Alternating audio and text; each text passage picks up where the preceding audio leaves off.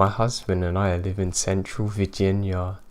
This particular part of the state is where Virginia's western mountains just begin rising up from the ground. We live in a rural area. In total, there are 4 houses on our road, and 4 on another road directly behind ours which run parallel. All of these properties sit on at least 2 acres. 2 of them are situated on 5+ acres, so lots of space. Other than these 8 homes, the surrounding area is heavily wooded, but there are a number of footpaths winding through the surrounding woods. The main path is a loop that mends around or through the 8 properties with smaller trails veering off of it. Most of these offshoot trails reconnected in the loop, but some just end. Others, however, continue deeper to the forest. When we moved in 5 years ago, we thought the paths would be perfect for our dog walkers, to use them when she came to let our dogs out during the week. Diane was excited to learn about the paths. She's outdoorsy to begin with, and also lives in a rural area, so her comfort level walking the paths was high. I worked from home one day, but Diane come to walk the dogs anyway because I wasn't sure I'd have a solid break in order to do so. When she arrived, we waved a quick hello to one another, but she knew I was busy, so she leashes up the dogs and headed out. 30 minutes later, I took a quick break and was there to greet Diane and the other dogs at the back door. I asked her how the walk went, and she told me about what she found in the woods that day. There was a path she noticed prior to this particular day she had never taken but planned to do so at some point. She noted it was significantly less worn than some of the other trails and assumed this may have been because it is a deeper trail, but wasn't sure. From the main path looking through the trees, she said you could tell this trail eventually reached what looked like a small clearing deeper in the woods. Deciding today was the day, she just headed down the path with the dogs trotting alongside her. The dogs reached a clearing first and stopped. They were focused on something in front of them she couldn't yet see. She reaches the entrance to the clearing and lifted her gaze in the same direction as the dogs, and said the hair on the back of her neck immediately rose. Centered in the clearing was Stump. A few inches from the base there stood perfectly spaced rings of animal skulls. Deers, cows, rabbits, birds and others, some of which she couldn't even identify. On the top of the stump more skulls are arranged, one on top of the other, also in ring formation. She said this arrangement looked like it must have taken hours, being close to 2 feet in height. In some places, rocks or sticks were placed to ensure every skull was properly supported. Diane's reactions kicked in, and she bolts back to the trail, and then to the home as fast as possible. It's not unusual for my neighbours to hunt. My husband and I frequently hear gunshots on the weekends, especially during hunter's season. Neither of us hunt, so I asked my friend's husband, who has hunted here in his entire life, if something was going on. He said he knew nothing, though, and was as confused as we were. I'm getting kind of worried. I mean, there could potentially be a psychopath or cult out there, really close to where I live.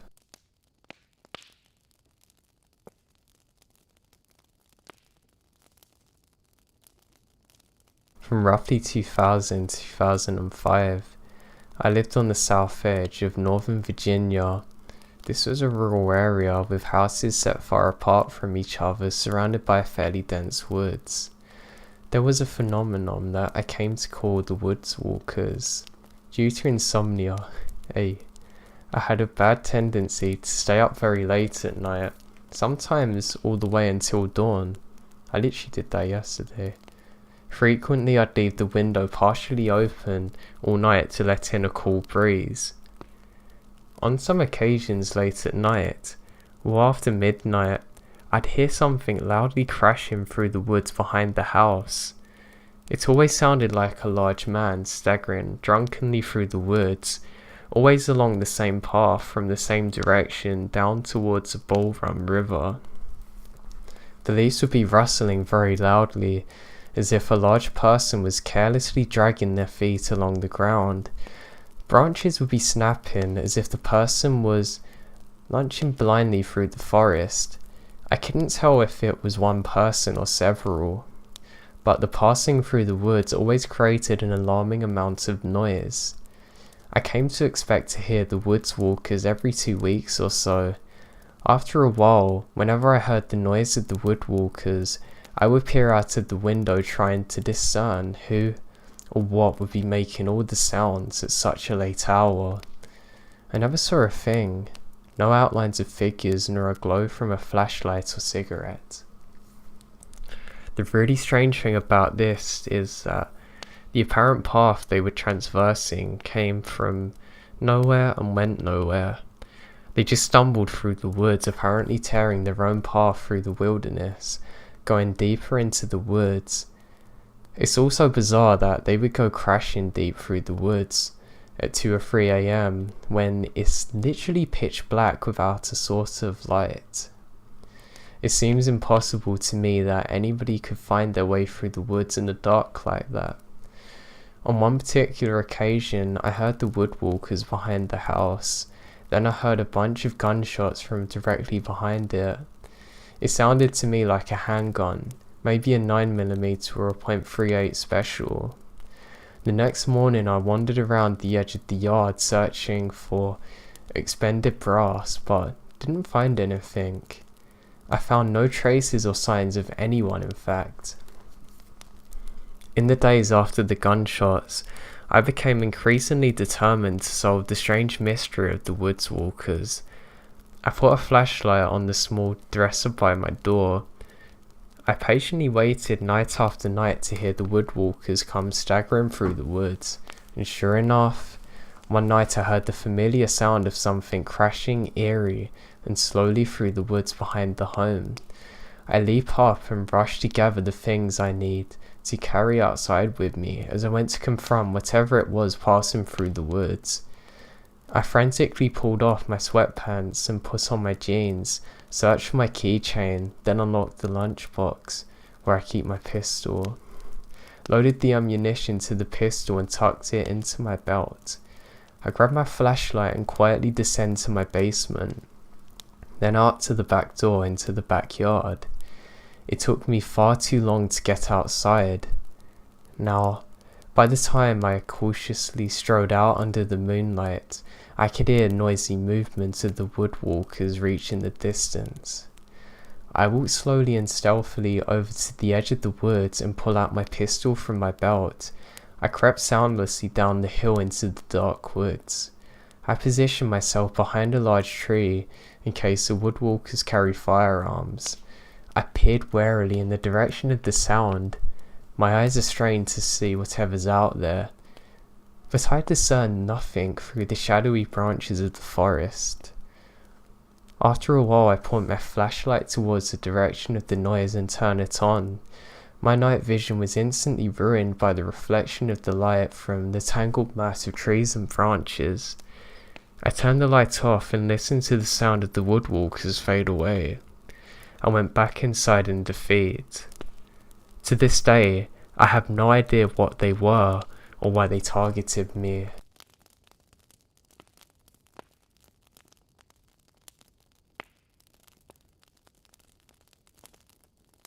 I took a gap semester a couple of years ago and decided that I should take a road trip with a buddy who was also taking a semester off from school. We're from the Midwest and planned our trip to take a big circle from Ohio to LA, up to Portland and back home again. We're outdoorsy guys, so we knew we're trying to hit some wilderness along the way. So we're about a month into the trip and leaving Portland, where we are taking a break from camping every night while on the road.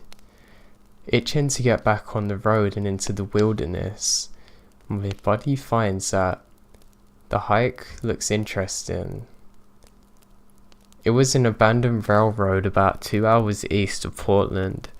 He found the GPS coordinates on some site and said that there's an abandoned railway with a couple of tunnels and a massive trestle bridge that spanned huge gorges. It sounded really cool. So we drive my Volvo station wagon towards the coordinates. If you've ever been to Oregon, it's beautiful, foggy, never-ending views of thick pine forests. The type of place that you can barely see 20 feet in any direction because of the density of the trees. For the last hour of this 2-hour drive, we're driving on dirt logging roads, haven't passed a single car or seen any sign of life since turning off a rural highway. It was creepy, endlessly dark. Stop. I hit the brakes. My buddy squinting at his phone. Looks like we're at the coordinates. I pull off to the side of the one-lane road and put the Volvo in park. The dense trees are still all around us, but I can barely see up ahead, and there is a linear gap in the canopy. I guess that's the railroad. We hop out of the car and I load up my day pack with my camera, headlamp, water, pepper spray, knife. After second thought, I put the knife in my pocket. The railroad's been abandoned for about 50 years. This means that while you can still see the tracks while standing on them, thick brush has filled it in entirety. It has nearly filled in the space between the rails except for a foot-wide path that has been maintained by elk, deer and bears. I notice my buddy is also looking at a private property sign. This is fading into a tree. He looks at me and I shrug and we start walking. The tracks are dead straight. This means that we can see a couple 100 yards down the centre of this valley tunnel of vegetation, as if I'm in a very narrow alley that never ends. To either side, I can hardly see 10 feet in front of me. We walk and walk. Honestly a boring hike considering there's no view and it was dead straight. But we continue. We know the tunnel's ahead. I kept myself busy trying to pace my stride with each railroad tire. Step after step, we walk about 3 miles away from the car, into the woods. Suddenly I stop and my body bumps into my backpack. I had just looked up from my feet and was staring into a looming tunnel ahead of us, covered in moss. The entrance surrounded a black hole that went right into the mountainside. Again we shrug and turned on our headlamps before going in. Graffiti covered everything that wasn't moss, and moss was straight up covering the areas that are covered by graffiti. Our headlamps are dimly lit, but we can see walls covered with graffiti. I stare eye to eye with a 20-foot wide mummy. Now I can barely see my hand in front of my face because of the darkness, and we couldn't yet see the end of the tunnel. Drips of water echo off the walls and my buddy and I quickly walked down the track in silence. I had my knife out on my side. I was relieved to get out. From the exit of the tunnel I could already see a massive gorge up ahead. The tracks went across the bridge that screamed PNW.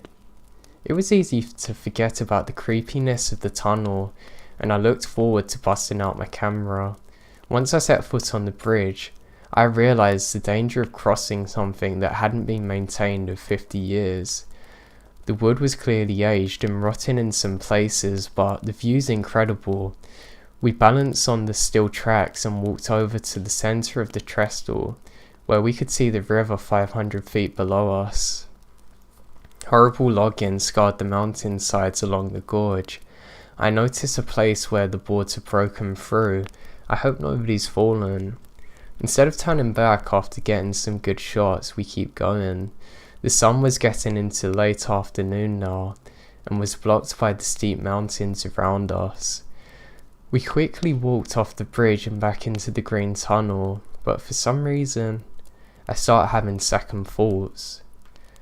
I don't know why or where they came from, but I slow my pace and start thinking about how can I ask my buddy to turn around. Before I was going to turn around and ask Nate, I glance up ahead at the tracks. Directly ahead, about 200 yards away, someone's eyes are looking at me. I stop in my tracks and feel a cold rush to my hands and head. The person staring has stopped now. I see another man's head poke around. It's two of them, I whisper to Nate. Slowly we start walking down the green tunnel towards the men. They're walking towards us. As we get closer, I walk faster out of fear. Bouncing on my man's chest is a large bush knife. He's wearing filthy clothes, has a long matted beard, and has not broken eye contact. A revolver is tucked into his pants, and he's carrying a rifle with a magazine. At this point, it's too late to turn back, and I realise that my buddy and I are gonna have to squeeze by these men through the narrow gap between the tracks. The brush is pulling up my sleeves. How's it going? I ask nervously as I squeeze by the men holding eye contact. I count 4 guns and the stench of body odour. I'm unsettled by the way these guys look. I got a gut feeling I've never felt before. They say nothing can go past us. I kept hurrying away. And before I know, they're out of sight when I look behind me past Nate. I turn to Nate and give him my what the hell look. After walking silently for 10 minutes, we stop. I didn't know what to say. I didn't want to walk deeper in, but I also didn't want to walk back towards where the creepy dudes are going. Suddenly loud moaning and shrieks start coming from the dense woods off to the side. It sounded like it's 100 yards away. It doesn't sound human, but it sounds like it's in agony. This is the final straw. We bolt back towards the car. I'm no runner, but we ran over the bridge like my life depended on it. Through the black tunnel and through the endless green that surrounds us. Finally I see the logging road up ahead where the car's parked. I start running where I hear a truck idling. I can start to see it through the brush. A big old F330 lifted pickup truck idling behind my car. The station wagon looks comically small in comparison. I can see the 2 men sitting in the truck with their doors open and guns out staring at us waiting. Nate and I both shrug to each other, but this time with fear in our eyes. Just get in the car, I scream. We hop in, and I stare at the men in the rearview mirror. We wait. My heart is pounding. Are they gonna kill us? I think they might do. I grab the knife and pepper spray. After waiting for what feels like an hour, the men haven't taken their eyes off of us and we can't back up given how close they are. I notice a fairly solid looking shoulder to the side of the road on my right, and I decide to try and pull in to do a quick U-turn to get away. So that's what I did. Turned the wheel all the way and floored it. Thankfully my car made the turn and was able to clear the back of the truck. We drove as fast as we could down the logging road in silence. No truck behind us. Dust pluming as we ride away. I drive all the way back to Idaho that night and had my eye on the rearview mirror the whole time.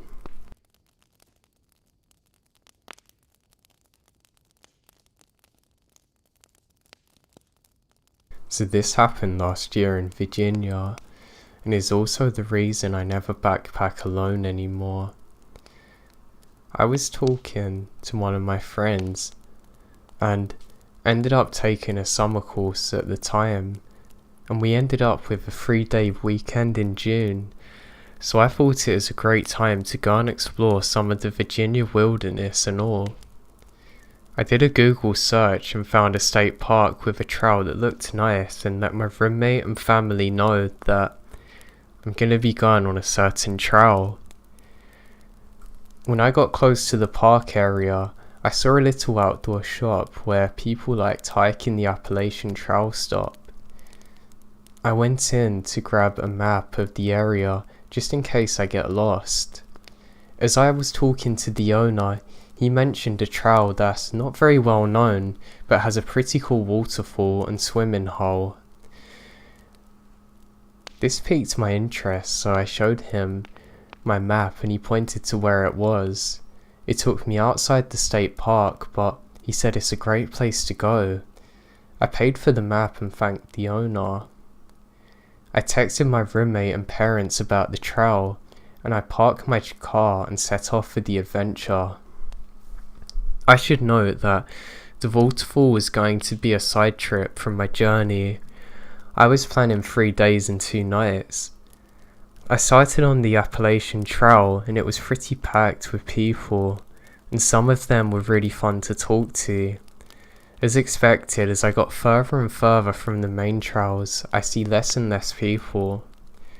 Around early afternoon, 3 miles from my destination, I noticed it was unnaturally silent. No birds, no bugs, not even wind. I had a feeling of being watched.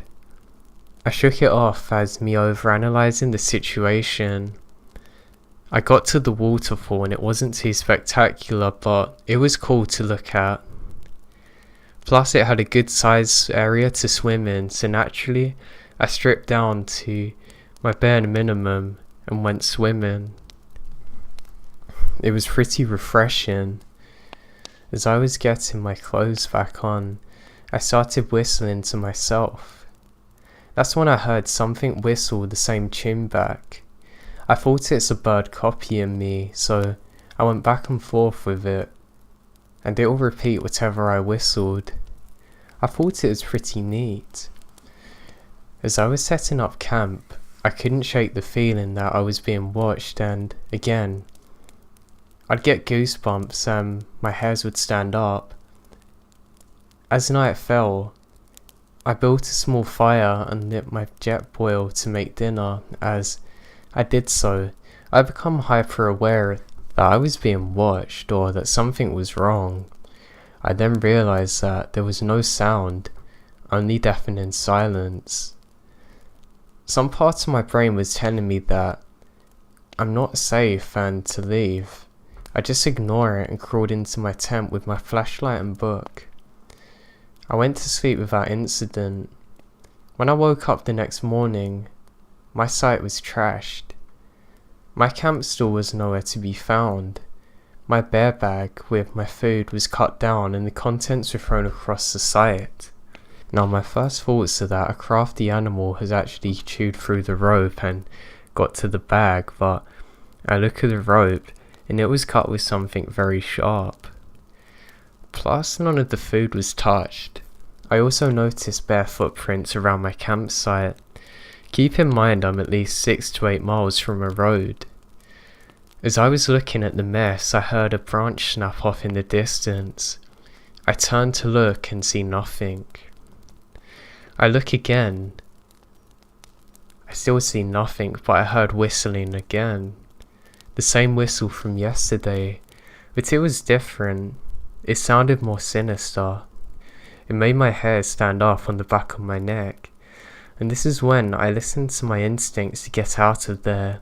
It sounded like it was a little off in the distance, so I packed up as fast as I could. The whistle got closer as I finished stuffing the tent into my bag. It didn't bother me that I wasn't putting stuff away properly. The whistling was constant and sounded like it was coming from all directions. I got fed up with the whistling and yelled into the woods, "Shut up and do what you want." It stopped whistling and it gone back to being quiet for a moment. Then it repeated in my voice. It sounded like me but distorted, like coming from an old TV. After I heard this, I immediately threw my pack on and ran the direction I came. I heard it moving just behind me, fast, switching and whistling in my voice. I felt like it was toying with me, not coming too close, but not being too far. Eventually it sounded like it got further and further away from me when it suddenly stopped. When it stopped, I stopped and turned around. I wished I didn't because I heard the most bone-chilling screech I've ever heard coming from right next to me. That's when I started running back. Less than half a mile into the run, I see a couple that was also backpacking. They saw the look of terror on my face. They asked me what's wrong. and saying who is screaming and if I'm okay. I tell them what happened and they decide not to go down there or where I just come from. We moved to a more populated area of the trail.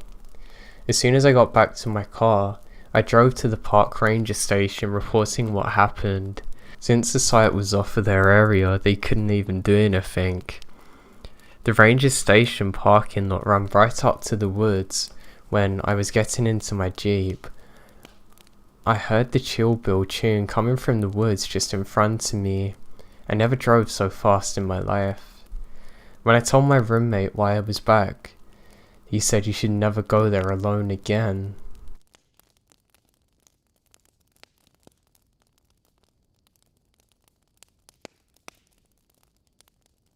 The weirdest thing that ever happened to me was one day while I was backpacking through the woods. I can remember I went to lean up against a tree and stop for a moment. There was a huge tree I was leaning against. As I do so, I hear someone scream my name. I look around and it's coming from in front of me. I get up and immediately run towards the area, thinking maybe someone I know is in trouble. Just as I do, I hear the loudest crash behind me that I've ever heard in my life. And to my disbelief, the entire tree that I was just leaning on has come down directly where I was sitting. I don't really believe in the supernatural, but I'm sure my guardian angel was there with me.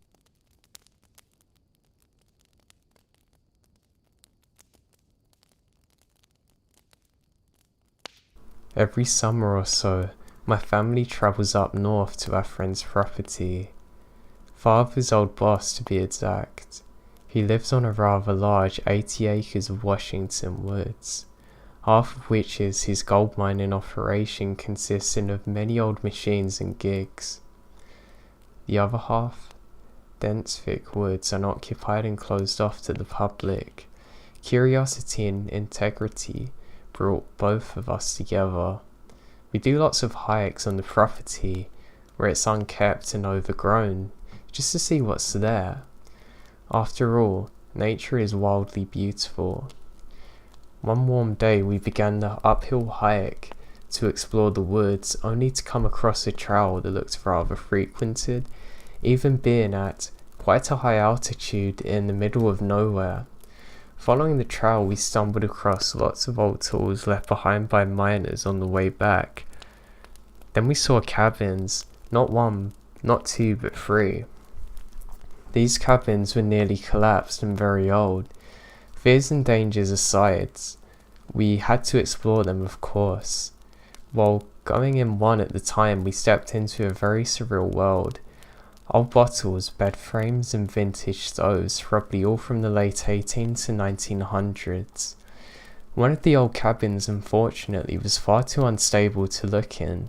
The experience as a whole was like stepping back 100 years and seeing how these men worked hand and foot for gold, leaving all of this stuff behind. Another experience on this property was of seeing the aftermath of one of America's most disturbing times, slavery. Near our campsite lay thousands, and I don't exaggerate, thousands and thousands of boulders, each weighing 100 pounds. The owner of the property tells me that many years ago, in the early days, hundreds of Chinese slaves were forced to move these boulders from dig sites around the property, all converting to one spot. While to you, I'm sure it does not sound that creepy, but the emotional gravity you experience while standing on a mountain of boulders easily 20 feet tall that someone's forced to move and make by hand is not something I want to convey accurately. I do camp on his site often despite the multiple hour drive, and every time I pass those damn rocks I'm hit with heavy feelings of sad emotions.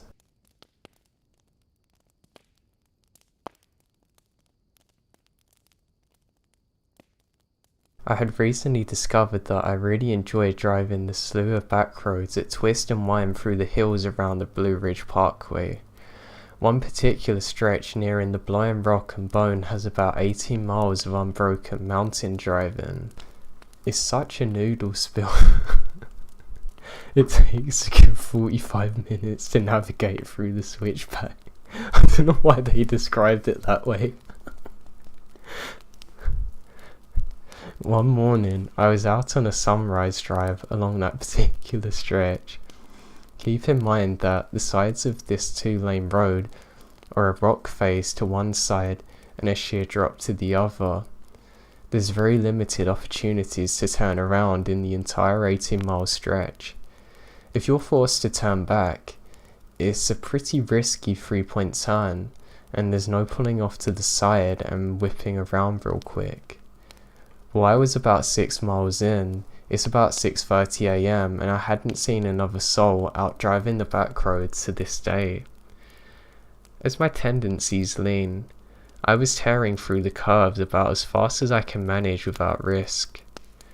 Out of nowhere, a black Cadillac rolls up. I didn't see it come up behind me, it was just kind of there. I'm already breaknecking down this road and he's down on me. The windows are tinted very dark, so I decide to pull off along the cliffside and let the vehicle pass. As it did, I could see nothing of the occupants. That's when I noticed the plates. The numbers looked as though they're changing. Like a digital clock gone haywire. And that's if you can call it that. I didn't recognize a single character that was blipping in and out. I sat there for a second and gained my composure. It didn't seem right, but I figured maybe it's just a trick of early morning fog lights. I got back on the road and began to drive. Not a mile later, a black Cadillac comes once again roaring up behind me. It had the same blacked out windows, same everything. Right down to the flickering license plate, but it could not be the same one. I would have definitely seen it turn around to get behind me, but this is different, yet fully identical to the first. At this point, I'm just confused more than anything. Stranger things happen than this, so I let it pass and proceed onwards. About a mile later, I see it appear in my rear view, and I mean appear as if I wished it into existence. It was suddenly just there, identical to the first. It happened twice more that drive, and I've never seen anything like it since.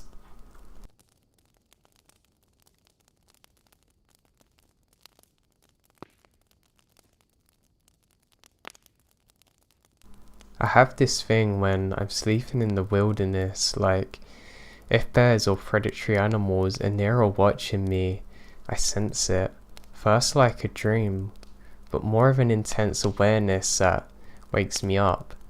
I felt this thing watching me as I woke up and saw it. It took the form of the lady that was camping in the same campground, but it wasn't her.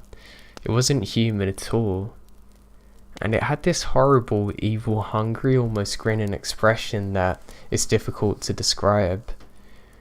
It was just staring at me, and I just felt like it wanted in. It wanted me bad. As this was happening, I realised my friend's awake. I was just starting out on the trip when I heard him say from behind me, "Can I help you?" I look over and he was starting to stand up with a knife, looking in the same direction as the thing. At that moment I was like, oh god, it's real. I was looking like, dude, what the hell's going on? But he says nothing. He said, go back to sleep. I lie awake until the sun comes up. He didn't really want to talk about it, but he finally told me he heard this huge heavy stomp coming towards our tents with chains, and when he got up, he looked at whatever this thing was, and it's sort of a luminous whitish hazy figure. When he confronted it, it vanished. This happened on the Green River in western Washington. This site was an old mining town back in the 1800s, and there was an explosion caused by a miner that went crazy and purposely set the mine on fire with hundreds of miners inside. Now, I didn't learn about the history of the place until after I'd already went there. The Green River serial killer was also active at the time I was camping there.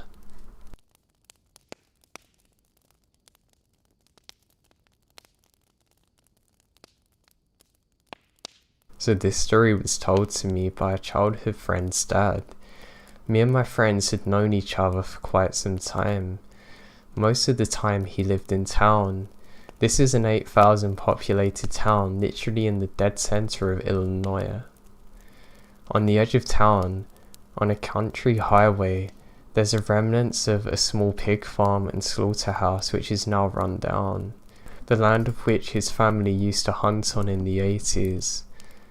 Cue our 8th grade year, and he tells me he's moving out of the country to a new neighborhood that is being built, upscale homes. His dad has been promoted at the local power plant. That's a mile from the slaughterhouse. I started staying out at his gas much more than usual because, well, it's awesome. Lots of money went into it. We would explore the woods during the day. This was in about 98 and 99. We'd then spend our nights listening to music and messing with the Yahoo group chats. Anyway, one day out in the woods we come across a pond of decent size, and there's an island in the middle. My friend sees this and immediately goes pal, tells me we gotta go and hightails it without telling me why. I keep asking him what's going on, but he won't answer me. We finally get back to his house and his parents are settling in. We then come through the garage. They see his face and ask what's wrong, and he tells his dad he found the pond. His dad looks sick, and again I say, what's going on? Now his dad is pretty straightforward, not really a sense of humour kind of guy either, and would only enjoy a glass of expensive whiskey in the mood. He decides now is one of those moods. After getting his glass and taking a sip, he makes us promise to stay away from there, telling us his story. When he was younger, his dad took him and his brother to hunt out there. This incident happened when he's about 19 and well seasoned. They got out there early and decided to set up by his pond. Slow day, only a couple of deer that weren't worth seeing. Started to get the idea of going to a new spot. They then hear a rustling from outside the pond across from them. It's a wolf. But those aren't here. Not a thing in our area. At least not capable of walking to the pond. Looking at it while investigating, it stands up on its hind legs. It walks back the way it come into the water, swim into the middle, but walked up to the island now, again on its legs, standing up before lying down and appearing to fall asleep. They decide to wait to make sure it was out, then slowly back out, getting back to the truck as quick as possible, never going back there to hunt again.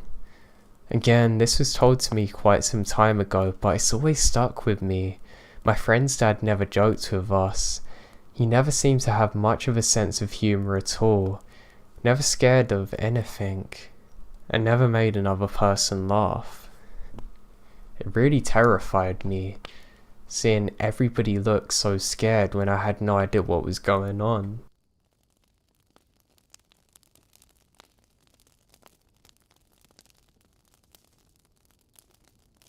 A few years ago, my friends and I went on a 45-mile 3-night kayaking trip down the Green River in Kentucky, which runs above the Mammoth Cave System, the world's longest known cave system with more than 400 miles of passages. We brought everything we needed in our kayaks and one canoe, food, tents and water filtrations, etc., and camped each night on the riverbank when it started getting dark and we found level enough ground. The first night was uneventful, except to say there is nothing like a wall of fireflies against a mountainous black tree line in the middle of nowhere. The second day around sunset, after a long day of kayaking and baking in the July heat, we came off on a stream on the bank that opened up into a large ravine. The stream, as we found out, was a cave spring pouring out blue freezing cold cave water into a lagoon, about 30 feet wide, and so deep the blue water turned black after a few feet. The lagoon had a long sandy beach, secluded by hills on either side and a tall overhang cliff behind and above us. It was beautiful, otherworldly looking. Time moved slowly there. We decided to camp there for the night. The sand is soft, white and very fine, ideal for ground sleeping. For some reason the place deeply frightened me, but I didn't speak up. We're all tired and everyone's having fun. We built a small fire and enjoyed the stars throughout the leafy canopy for a while before everyone goes to bed. I slept hard that night, around 5 AM. I woke up with an urge to relieve myself. It's still dark. I had the tent door zipper about halfway opened, and just put my head out when I heard a loud and terrifying roar and scream. I immediately cowered back into my tent, zipping it up quick, and waited. The scream came from about 10 feet to my left, near the dwindling fire. It's high-pitched, but not like an owl scream. It was a wretched pain scream that got lower at the end. Being in the middle of nowhere in Kentucky, most likely it's from a fox or boar, or some kind of bird, but whatever it is, it made me lay awake for hours listening. I heard absolutely nothing. Granted, we're on a soft beach, but I didn't hear a single twig snap or a leaf crinkle when whatever it was finally shuffled away. I should mention at this time that up the beach and off to the side of the lagoon was a small dry cave opening maybe 3 feet wide. I cannot say with any certainty that it was not some ancient cave-dwelling creature that surfaced to investigate our camp. I somehow fell back to sleep and awoke the next morning shaken. I asked my friends if they've heard the terrible scream, but nobody has. We pressed on down the Green River. The third night at dusk, we came upon a large rocky beach. We pulled our boats ashore and decided that this will have to do, as we don't want to go in further and get the risk of being stuck in the water at dark. This rocky beach was where the river splits in two, and in the middle formed a collection of pale rocks, tall grass and dried out wood. A desolate pile with much the size of a football field. The landmass is covered in jumping sand spiders and tiny frogs, again otherworldly. We set up camp, ate, and went to bed around the same time. It's silent for around another half hour until I'm asleep. Suddenly though, my dreams are interrupted by what sounded like a loud boom, mechanical wooden beast. I awoke and shot up immediately. This is truly the loudest thing that I've ever heard in my life. It sounded like a massive bulldozer tearing down a huge steel wooden building. Then came a boom, followed by its echo throughout the river valley. The animal shifted and the birds flew away. We're all awoken by the crashing, yelling and confusion to each other in our tents. Nothing but silence followed outside our tents, and no one was particularly willing to shine a flashlight towards the woods. Eventually, we all decide it's a fallen tree and go back to sleep. The next morning, I thought about it some more. It didn't sound just like a tree falling. I must stress it had a metallic quality, and it was projected purposefully like a roar. In the morning, we find no evidence of anything out of the ordinary, nor any obvious fallen trees that could have made such a loud sound, so we pack up and head out onto the river one last time to head home. My friends and I still talk about that trip and all the weird things that happened. We did the same kayak trip a couple of years later, and nothing out of the ordinary happened.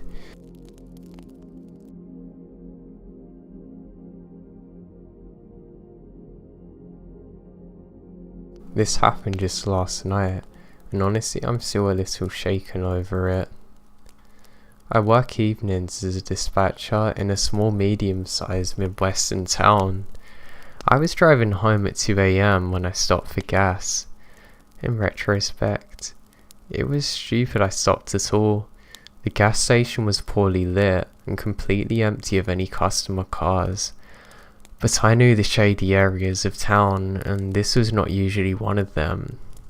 As I was pumping gas, I noticed a middle-aged woman sitting on the curb across a parking lot. It's a cold night and just started raining.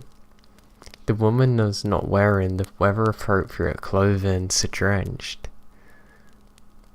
When the woman saw that I was watching her, she called out to me from across the parking lot. My second moment of stupid decisions was choosing to engage with her. I was worried for her, so I approached her to see if she wants some help. "Hi beautiful, I'm just trying to get home, but no one's gonna help me. I see you're a taxi driver, and I'm trying to get from city A to city B. I could really do with your help. I've been out here for ages. Can you help me?" Now, I don't usually give money to panhandlers, but she seems genuine. The weather was terrible, and there's lots of job centres around that are shutting down, so I agree. I tell her I don't have cash, but if she comes inside, I'll give her a couple of dollars. Now, the ATM isn't working. I apologise and told her that there's nothing else I can do. She follows me back outside, idly chatting with me as I get to my driver's door. She then says, "But you're a cab driver," and gets in. I was totally shocked to really say anything. I sat there and watched as she buckles herself in like it's a completely normal situation.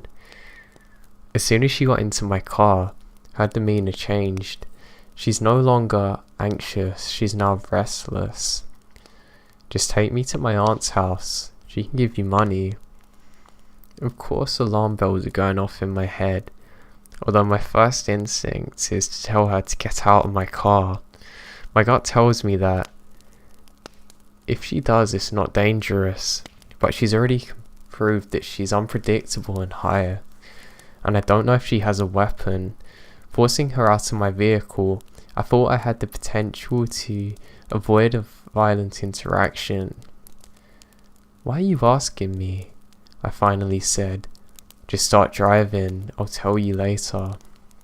"No, if you want me to consider driving you, I need you to tell me where you want me to go." I never had an intention of driving her. She said, "Don't worry, honey. I'm not just one of the bad people here. I'm not going to rob you, just drive." "No," I repeat. "What's her address?" "Okay, it's Street A." "What's her house number?"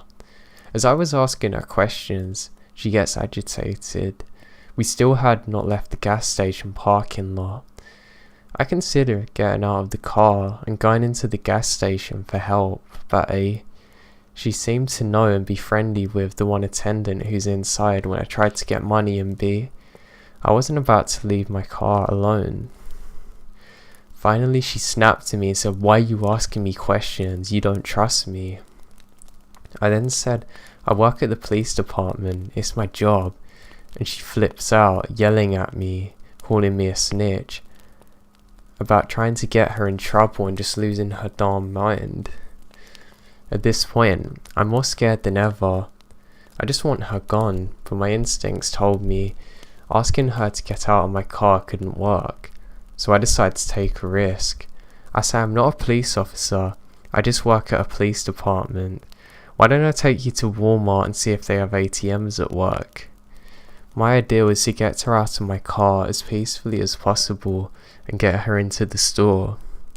She likes my idea and immediately calms down. I know that it's incredibly risky driving off with a stranger in the car, but it seems my best option at the time. As we're driving, she keeps asking me to take her home. Her thoughts are erratic, literally bouncing all over the place. It was really like a look into a crazy person's mind. Here's some of our conversation. "I'm glad we're friends now. I have about 6 people trying to get me. I'm gonna come to your work tomorrow so you can go arrest them together." "Okay, we can talk about that tomorrow." "You said you're trying to get home, right?" "Yeah, I'm trying to get to this city."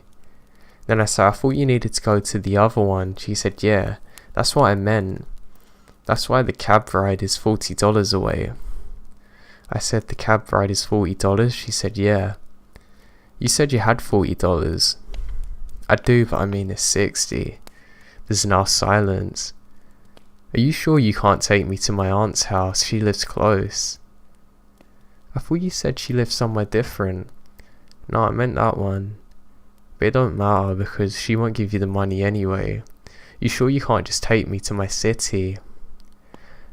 Now it was terrifyingly obvious that this woman was not talking sense. The details of her story are constantly changing.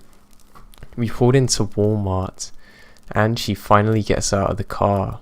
I told her before we went to find an ATM that I need to use the restroom. My plan was to call the police from inside a stall, but she followed me into the bathroom. This is where she effectively corners me. I bolt out of there and lean against a barrier. I then said, you know, I have some friends at the police department that can probably help you better than I can. I'm just going to call them and we can figure this out. Again, at the mention of cops, she starts to really flip out. I kept retaining that the police would help her. She snapped to me that she was going to leave and stormed out of the bathroom, but it wasn't over yet. I waited to make sure she was really gone, but sure enough, not 60 seconds after she left, she came back into the bathroom and started banging on the stall and said something that scared the life out of me, saying, hey, come back to the car with me. I left my beer in your car. I blatantly tell her no. I saw her getting into my car and she had absolutely no beer with her. I waited a good 5 minutes before exiting the bathroom.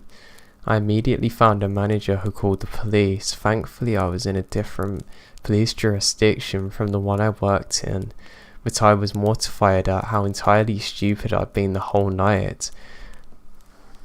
The police officer that responded took my statement and advised me to be more careful in the future.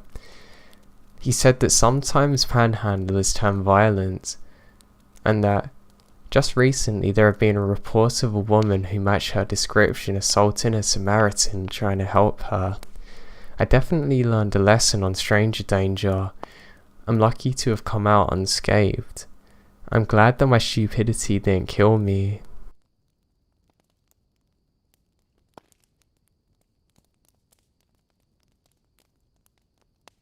This happened last year, at the peak of my partying stage. I was in my friend's house drinking at around 2 AM. I was pretty drunk and decided to call an Uber to take me home.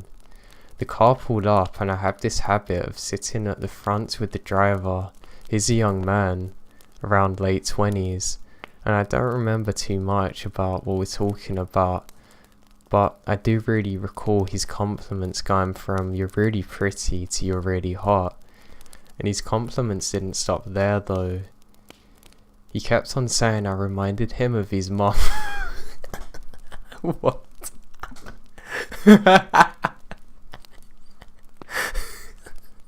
Didn't expect it to say that, Jesus. And it reminded him of his mom. I found it really strange, so did I. But I tried to laugh it off because I didn't want to appear rude.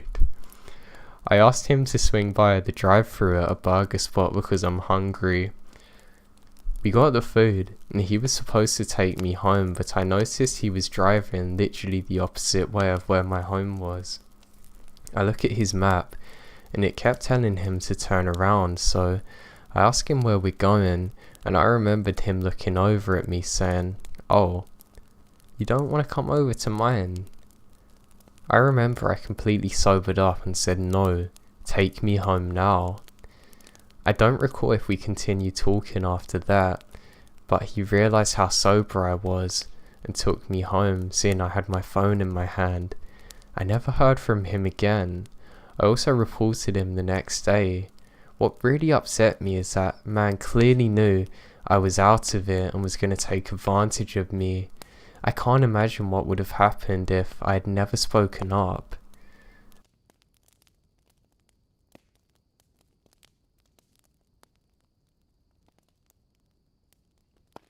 With the recent stories about fake Ubers, I thought I'd share my encounter. Freshman year of college, first semester, I had a chem test coming up, so I started walking to a building on campus, and as I'm walking, I start talking to this girl near me and discovered that she's also in the same class. She told me she's going to some study with some super smart kid and invited me to join. We study in the library for a couple of hours and the kid leaves. She said she's hungry and asked if I wanted to go get some food. At this point I was like, yeah, sure.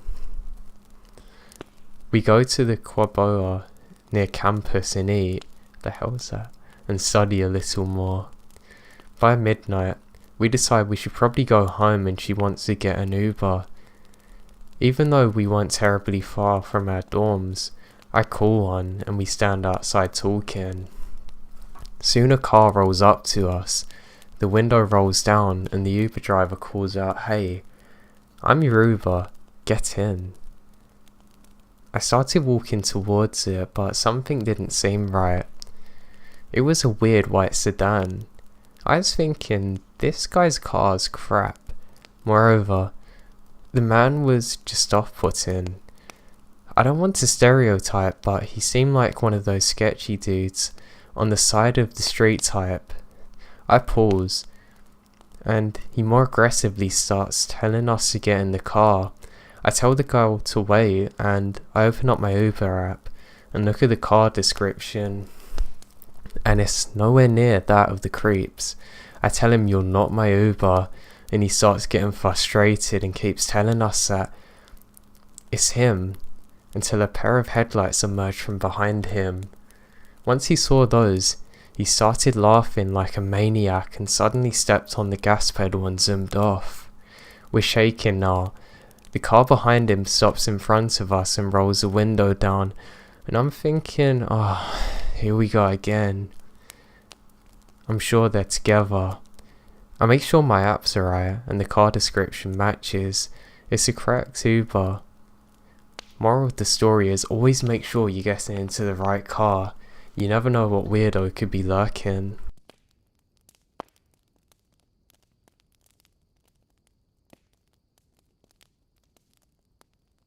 I just had a creepy encounter. As soon as I got home, I had an anxiety attack and was very nauseous.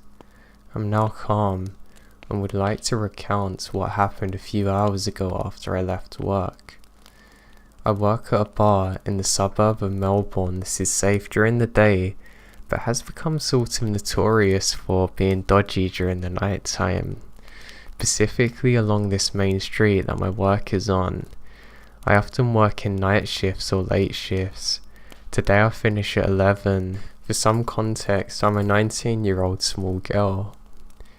So, I got out of work at 11 and start to walk down the street, which is quite well lit in some parts, but quite dark in others, and begin looking for a taxi to haul.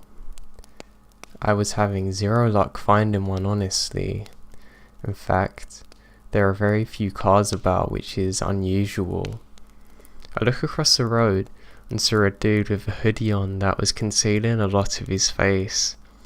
He looks young, in his mid to late 20s, and high on something. He seems quite shady to me, and I noticed that he's very tall but thin. I guess I looked at him for a while because he's crossed the street towards me.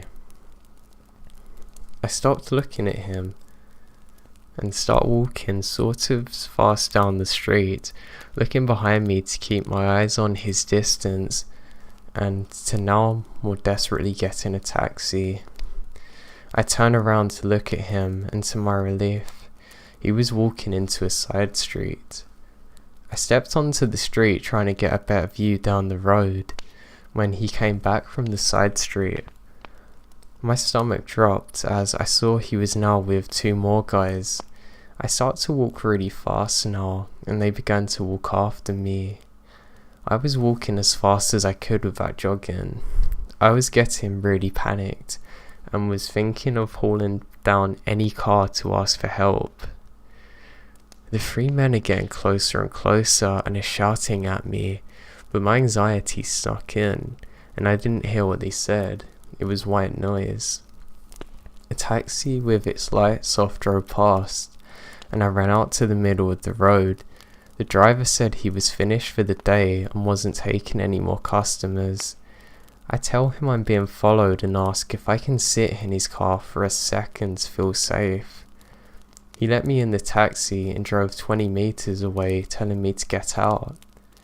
The men are still there.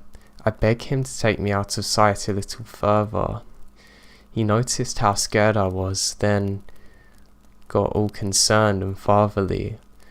The taxi driver was lovely and refused to let me get out of his car until we found me another to take me home. He drove around with me for a few minutes until we found one. He beeped the other car down to explain the situation. I thank him profusely. It terrifies me thinking of what them men were plotting and how vulnerable I was in the situation, that I could have easily been on my phone and completely oblivious to the danger.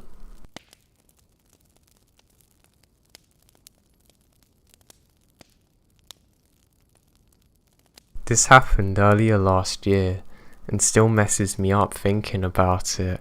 For a little backstory, I'm a delivery driver for a certain foods company and have been doing so as a side gig for the past year or so to earn extra money. I'm also female. Anyway, yeah, it's a super chill job. Although the pay is definitely not ideal, especially at night. Normally any pings I get after 10 PM are just crappy fast food orders to customers who are just there, just out of their mind, drunk normally. Anyway, late night deliveries are already profitable through tips, which is why I barely do them.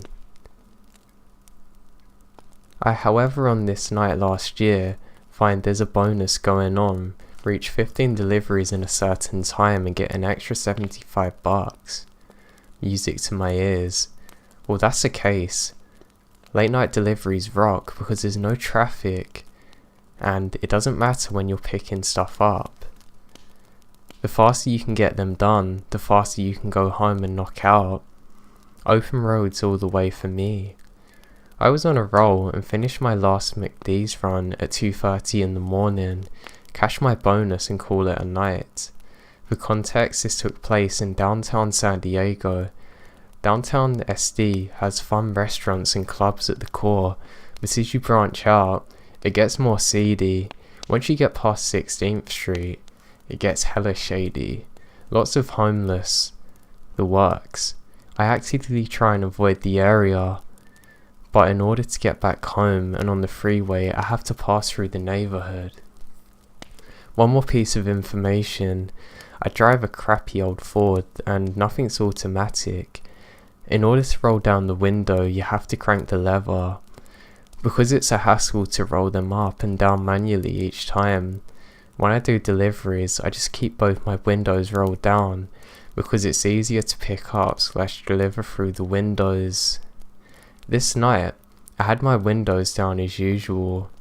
I was planning to roll them up before I passed 16th Street, where the homeless camp was, but didn't get that far. As I turned down a side street heading towards the main drag, up ahead I see a man in one of those orange reflective construction vests standing on the side of the road. There's always some sort of construction going on downtown, and it's pretty common for it to happen at night, so I didn't really pay much attention. As I get closer though, the man stops in the middle of the street waving his arms. I begin slowing down, thinking that he's going to direct traffic or something. I brake to 10, then 5, leaving distance trying to figure out what I'm supposed to do. He breaks out into a jog towards my car, stopping directly in front of it, blocking me and my car from moving forward. God, immediate unease. This is weird. I'm really wishing that my windows were done up. People are talking. about fight or flight, and I've always wondered how I'd react in that situation. Now I know, my reaction is to freeze, because as I was slowing down, it hit me 5 seconds later that I should not have. The guy's not a construction worker. He has on a hard hat and vest, but the creepiest smile I've ever seen in my life. At first I thought he was just smiling to be friendly, but smiling to acknowledge someone longer than a few seconds is not normal. Try it right now, count to 5 in your head while grinning and you'll see what I mean. Exactly what he's doing. Now that he's in front of me, I can tell he's homeless, or I don't know. He's an older guy, I guess 60s, but homelessness has a way of making everyone appear old, so who knows really, but he's just staring at me, wide-eyed smiling, all teeth. Honestly, his smile and mannerisms, the best way I can describe it is Twisty from American Horror film. Literally though, the guy looks insane. I obviously should have reversed, but my brain was panicking and I didn't think that fast. I was instead frozen in my car thinking, this is how I'm gonna die. This whole time he's not saying a thing, just leering. Then like a ninja, he jumps onto the hood of my car and slams his fists against my hood. I'm frozen in terror just watching this guy. He starts pounding on the hood of my car, crawling around on his hands and knees. Not saying anything, just crawling and staring at me. That was the most terrifying part, that he never breaks eye contact once during all of this and never stops grinning. The thought of my windows being open made me want to throw up, but at the same time, breaking eye contact and moving to roll them up felt scarier. Like if I made any sudden movements or looked away, he'd try and get inside. He never says a word. I think it would have been less scary if he said something, but he didn't. Just pounded his fists on the car instead. All in reality, this whole time, it probably lasted seconds, but felt like days. I'm freaking out, and before I can gain the sense to do anything remotely intelligent, I see headlights in my rearview mirror coming up from behind me down the street. The man sees them too, and in an instant he jumps off my car, runs from behind me towards a new car. Jesus, I floor it and don't look back until I'm halfway home on the freeway. At this point it's all adrenaline. For a long time after that I stopped delivering at night. I sure as hell don't want to go down that section of road again anymore. I take the longer route home, and I don't drive with the windows down at night if it's in an even remotely run down area. What I realised from this is how naive I can be just to go onto autopilot still with situations because someone has a uniform. Like, I didn't even question slowing down at first, even though it is a situation that was really sketchy. The opposite actually in my mind. I was confronted and confirmed by the fact that somebody trustworthy was on the road. Suspicious thoughts went by like, oh nice, a public servant doesn't want to make a wrong turn. By the time I stopped, it would have already been too late if the guy decided to attack me. And I shudder thinking about it. I calmed down eventually by reassuring myself that this is probably just a crazy guy on drugs who meant no harm. But it might not have been. The fact that this guy is dressed as a worker on the road, deliberately behaving normal at first, is a part that really scares me.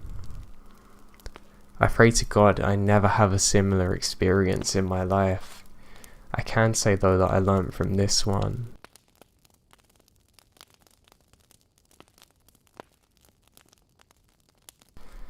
The weirdest thing that ever happened to me was when I was getting a taxi in New York one night.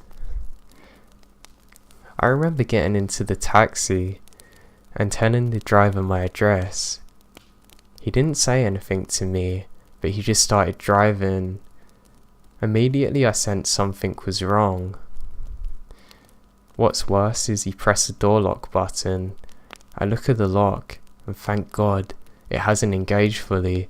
I jump out of the car screaming. He panics and speeds off, literally driving past oncoming traffic. I didn't get a chance to take his reg plate down. I'm just glad I got out of the situation. It was a miracle that the door didn't actually lock when he pressed the button.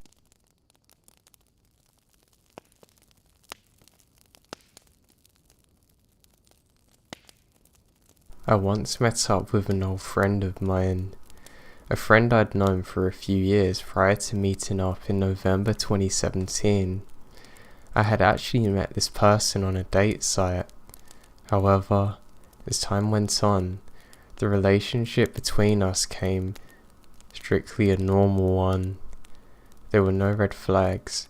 My gut did not warn me, so I completely trusted this person.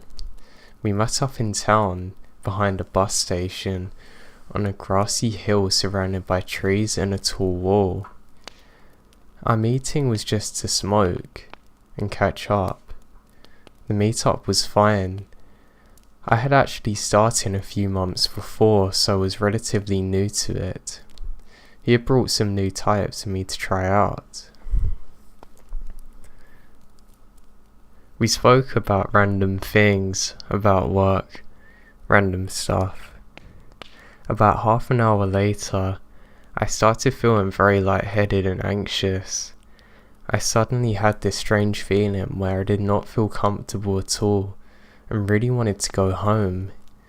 When I asked him if I could go home, he offers to take me, but I said no.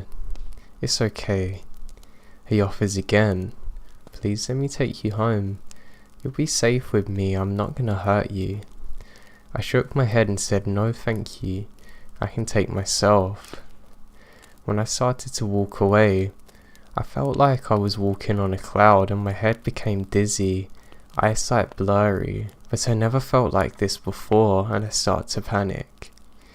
We made our way downhill and towards a bus station and I'm relieved, as there's a lot of people around, so if anything happened, someone would step in. I become terrified of him.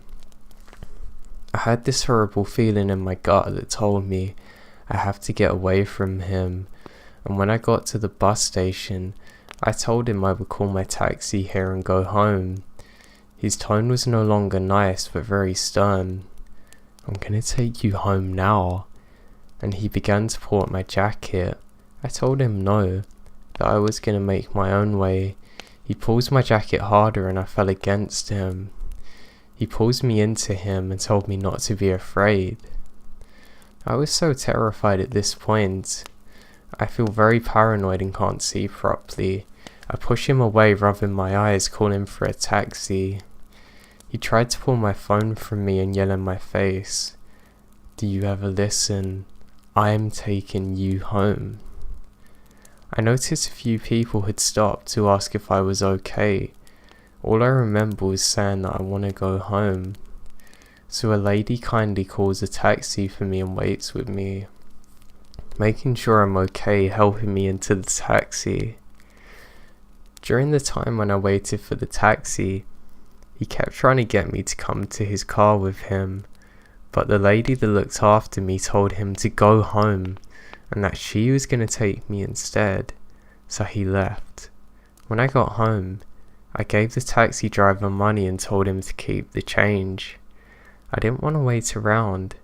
I just wanted to get into my bed because at the time, it was the only place I'd be safe from harm. That evening, I laid in bed for 5 hours straight, staring at the ceiling. I don't remember if I thought about anything, or if my mum came in at any time. I just remembered lying in bed doing nothing until the paranoia wore off. I remember looking at my phone and seeing I had 32 missed calls from him, 10 voicemails and 50 messages. The messages are weird. He sent around 20 messages just asking where I was and when I got home. One is a voicemail with him saying these weird fantasies about drugging me up. I couldn't listen to the rest. I blocked him on everything, but made sure to call the police first. I've heard nothing from him for over a month, until recently I've received a text on an unknown number asking how I was. Now, I hadn't given my number to anyone, so ignore it. I then received another message a few minutes later, saying they miss me, that they'd see me soon. I ask who they are, and I get no reply. I've never heard anything since, so I hope I never see him again.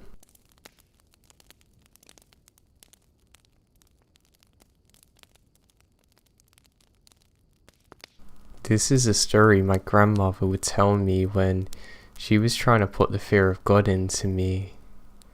Honestly, when she's about 30 years old, she went to a major city for a business meeting.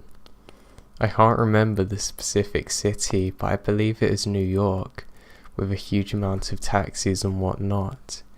She was supposed to meet someone at another destination and had the hotel call a taxi. She went outside to wait. She saw a taxi already outside, assuming it was hers, hopping in. She didn't notice anything special about the taxi, telling the driver the address, and off they went. For about 10 minutes she didn't notice they were going a weird way. After 15 minutes she started getting worried, asking the driver where they're going.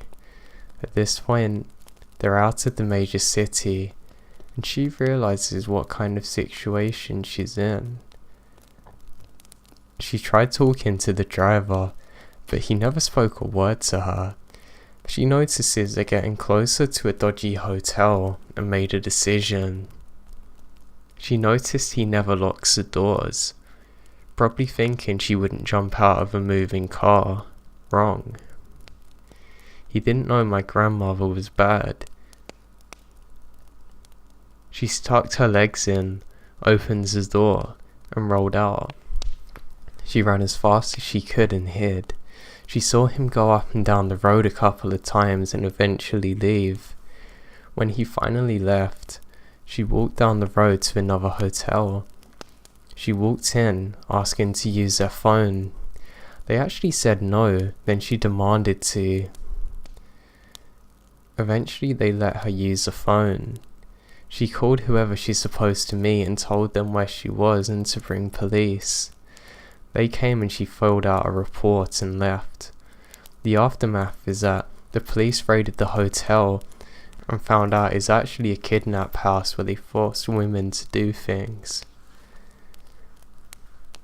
She stayed in the same city where she was kidnapped in and finished her work.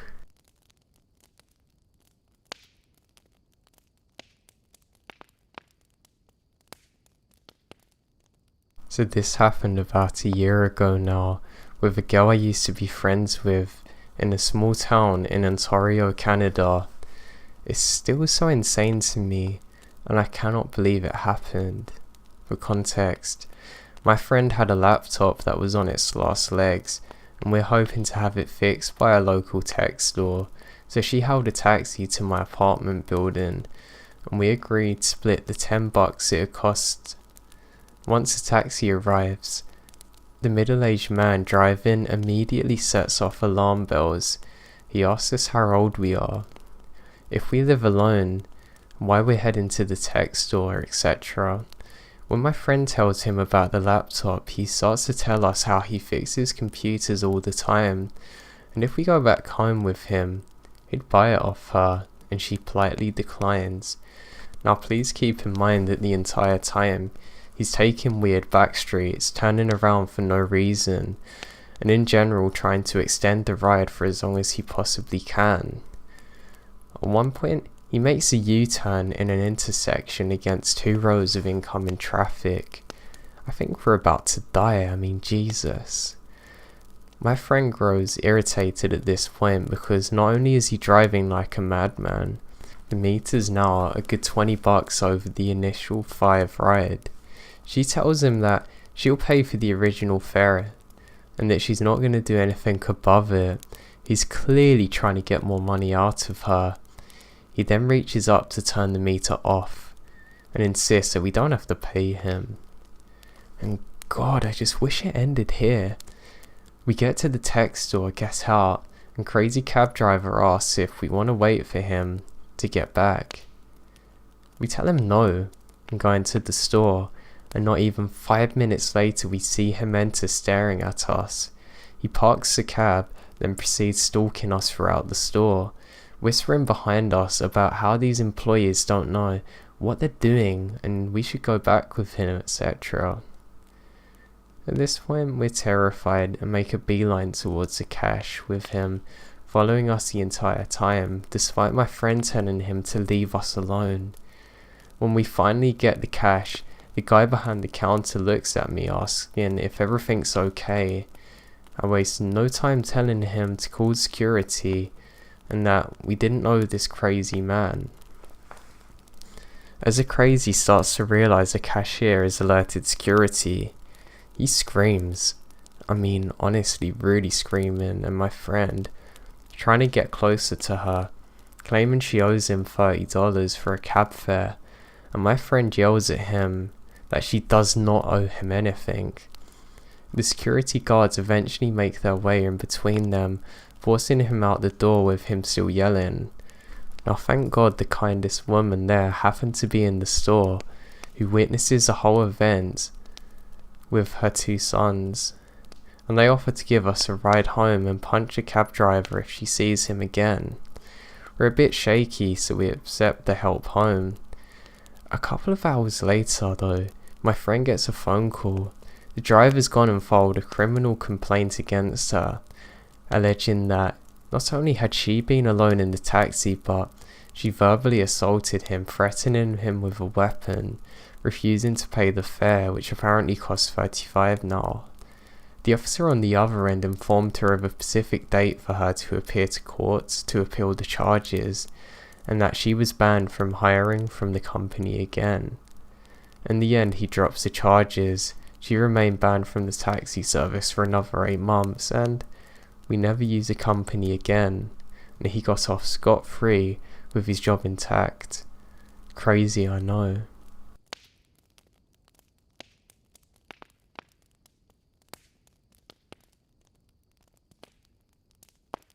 I work at a retail store, and I detest my job with all my heart, and because I was stupid and said I am always available, they routinely mess me over, putting me on nights.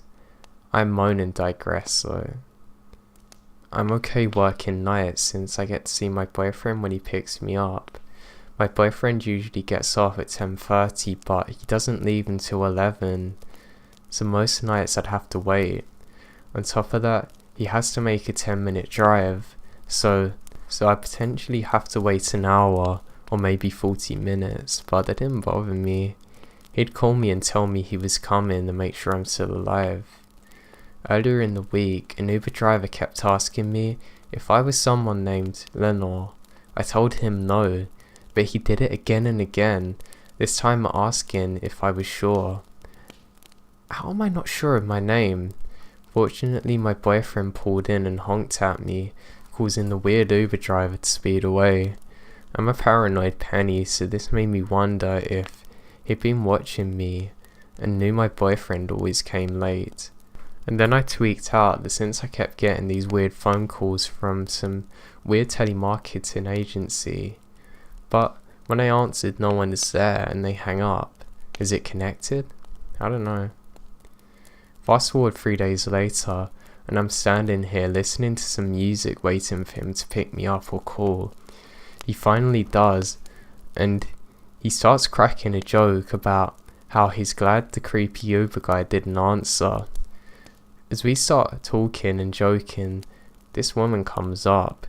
I don't hear her at first as I have noise cancelling headphones. She gets closer and keeps calling to me yelling, "Hey." I look over at her and smile and then go back to texting. She does it again. I say, "Hi, can I help?" "Do you need a ride?" she says, and she looks. Seems nice enough, but something didn't settle with me. Her car is parked at the stop sign and there's no one else in it. No, my friend is coming to thank you. I noticed there's a man in the driver's seat, and that she isn't wearing a uniform from either the store or us. She begins to ask again, are you sure? I can give a ride. Do you need one? Get in. Do you need a ride? I begin to feel a little uncomfortable, and my preschool doesn't get in a stranger's training kicks in, so I politely decline. I say to my boyfriend, are you close? Just pulled out, I'll get there. Just down the line, is a woman gone? No, she wasn't gone. In fact, she's standing 6 feet away from me, and she looks annoyed. I told him in code that no, she's not left. She has in fact remained there, leaning on the car, just watching me, and she is looking angrier with every passing moment. Out of the corner of my eye, I tell the man tell her something, and she looks very annoyed at me. Friend's not here, do you need a ride? Where friend? He probably forgot you. That's okay, we give ride. It's cold, get in, tell us where you live.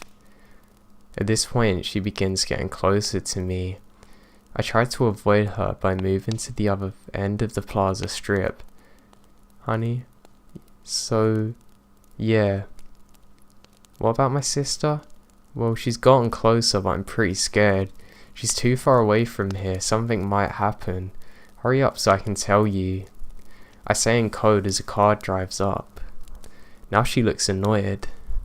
Get in the car now. We give you ride. Get in.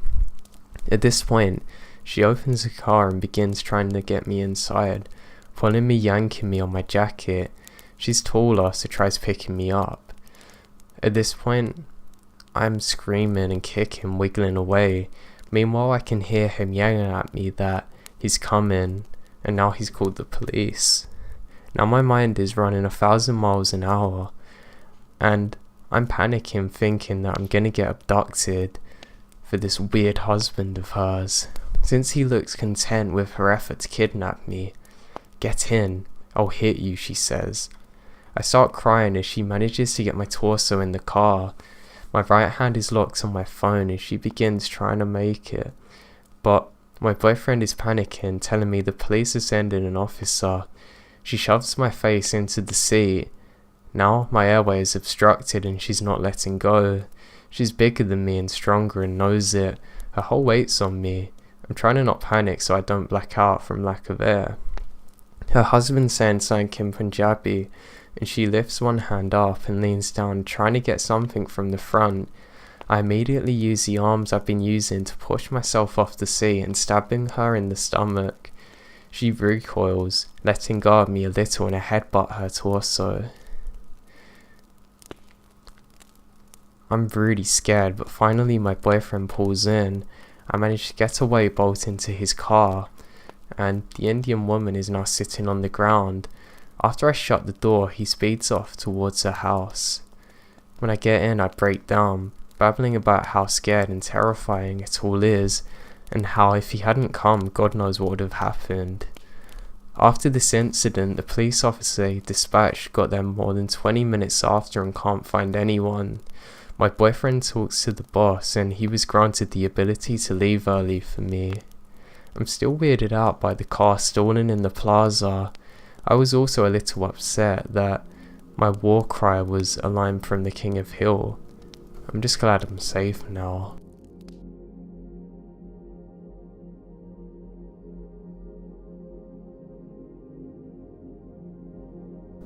This happened when I was a teenager, and it still makes me shiver when I think about it.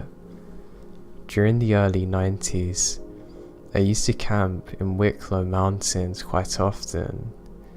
For those of you who don't know, Wicklow is quite a large national park on the outskirts of Dublin, Ireland. It's not huge by international standards, but it is big. I mean, big enough to get lost in. Bodies are unearthed from there from time to time, often as a result of a drug deal gone wrong, or because of a family dispute. Without specific information, there is no way that the police could find a missing person, and all of those acres of pine forest. In 2017, an army search team found the scattered remains of a person at 8 locations along an isolated 20-kilometer stretch of road running through the mountains. A power tool had been used to dismember the body. Other people have gone missing after they accepted lifts from strangers, never to be seen alive again. Anyway, back to the story. During the summer, me and a group of school friends used to head off into the woods. When the weather was very warm, we even made our own tents out of pine branches slung across a frame. We never had trouble from the locals. That was, of course, apart from the summer of '92. I was with a group of inner city lads who were a little tougher than my other friends. As if the location was not scary enough, the place where we set up our camp was called the Devil's Glen. It was a heavily wooded area with some broad leaf trees, but there's quite a lot of campfires. It gets very dark once you get into the woods. You also get a lot of deer up there. They can be a hazard to traffic, but you don't really meet anyone. Apart from loggers or the occasional day trippers. It's pretty isolated. We had tents with us, but none of us were properly equipped for the outdoors. After we set up camp, we decided to visit the local town, really just a couple of shops along a main road. And on our way back, some of the gang stole lighter fluid so we can get a fire going. That night, we drank ciders in the woods around a roaring fire as night drew. It begins to rain, lightly at first, but then more heavier. I remembered lying on the ground outside of my tent because I'm a bit drunk. Just then, I can hear what sounds like monks chant far off into the trees. The forest closed in all around us, in all directions. We can't figure out where the chanting's coming from. It sounded exactly like the Georgian chant, but there's something very unsettling about it. Something evil. And we start getting very scared. We're just a group of kids from the inner city, and this is before mobile phones. The sound gets closer. At one point, it sounded as though it's surrounding us. I remember my brother screaming to me, who was with us, panicking, "Get him back inside now," dragging me inside. The lads stamped down the fire. A hush now falls over the campsite. At first, we begin to hear what sounds like muffled footsteps approaching.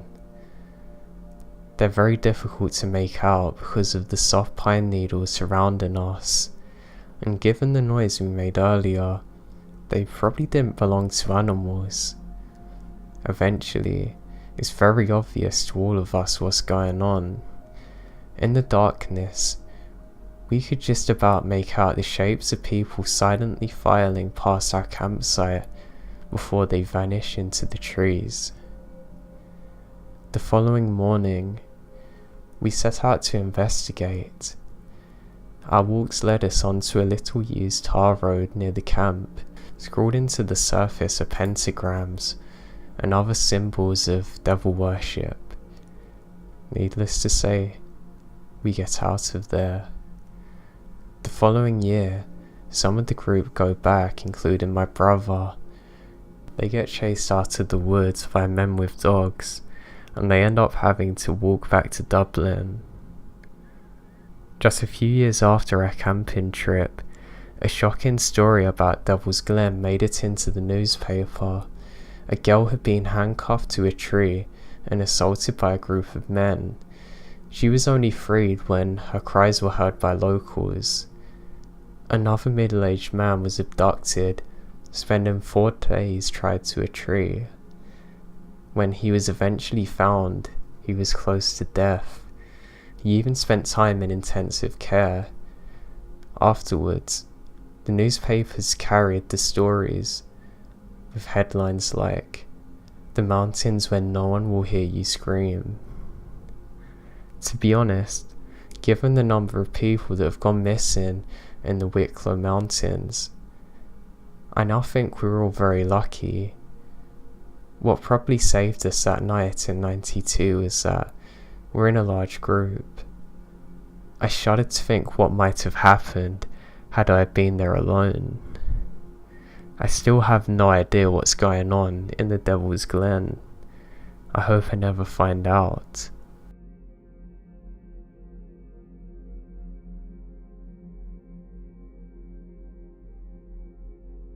So this happened to a couple of friends and me about 6 years ago. The first summer, we're all back from college.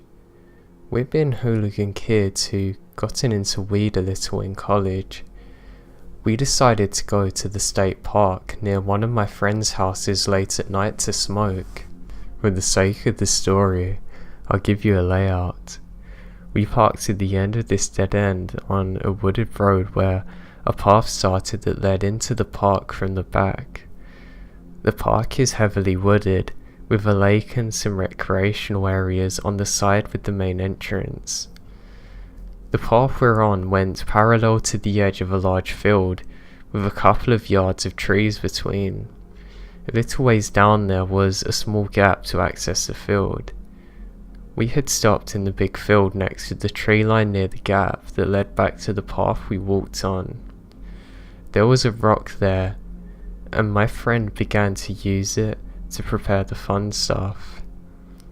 It was a really cloudy night, and the only things we could see were what lit up with our phones. After a couple of minutes, we hear something moving in the trees, maybe 30 feet away. I've always been overly paranoid, and insisted that the worst is gonna happen, but my friend says it's a squirrel. A minute later, we hear it again, closer and louder. I say sounds kinda heavy, you think it's a deer, more to calm myself down. Maybe, one of them says. That's when the sound picks up. We all froze, put our lights away. We had all grown up in wooded areas and spent a lot of time hiking and whatever else. We know it sounds like when someone is walking in the woods, or what that should sound like. If it was a person, they were walking slow, and they're way closer than I would have preferred, walking in an unnatural manner. That's already got to me. What animal would walk towards people, not away from them? I get a surge of anxiety and kind of blurted out it sounds like a person. On cue, whoever it was starts running at us through the trees, and one of my friends yells at us to run. We do. We all start running full speed across the tall field of grass, and the whole time we hear the guy running behind us. A minute of running brought us all to a tall rock that's there to prevent the floor from flooding, and began to climb furiously, tripping and scrambling over the rocks to the other side, and run into the woods that ran next to the road we're parked on. We got a little way in, sat in the dark together, absolutely still and silent. We hear nothing though, but don't break our silence or move a muscle for about half an hour. Then we creep through the edge of the road, unfortunately a ways past my friend's car. After 5 more minutes of building the courage, we ran. We waited for my friend to unlock his door so he could unlock the back one, and got the heck out of there. However, when my friend began to pack up, and his headlights lit a little way into the path in front of us, we caught a shadow figure of somebody walking right back down that path. So it's now confirmed that It was no squirrel or animal that chased us. It was someone, and God knows what their intentions were. I hate the fact that they're on their own, and there's a group of us, and they're completely unfazed by the numbers difference. Clearly they had bad intentions, whoever they were. I'm just glad that I didn't have to find out for myself firsthand.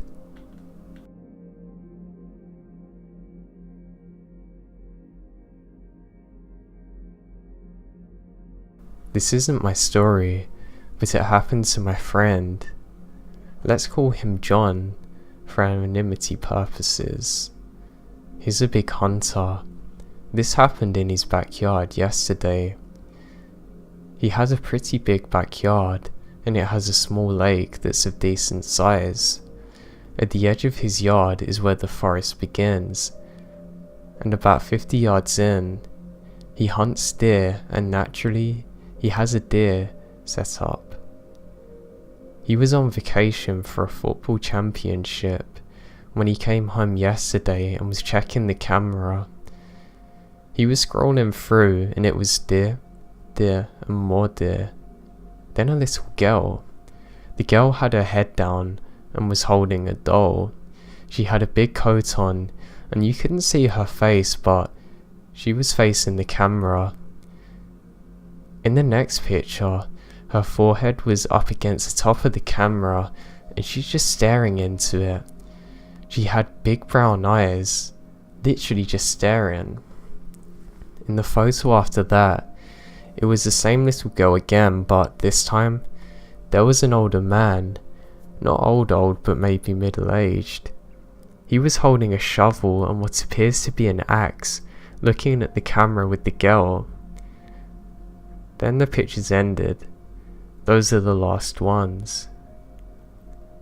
I will update if I get more information, but he said this just happened to him yesterday night. I really hope there's no bad news to come from this.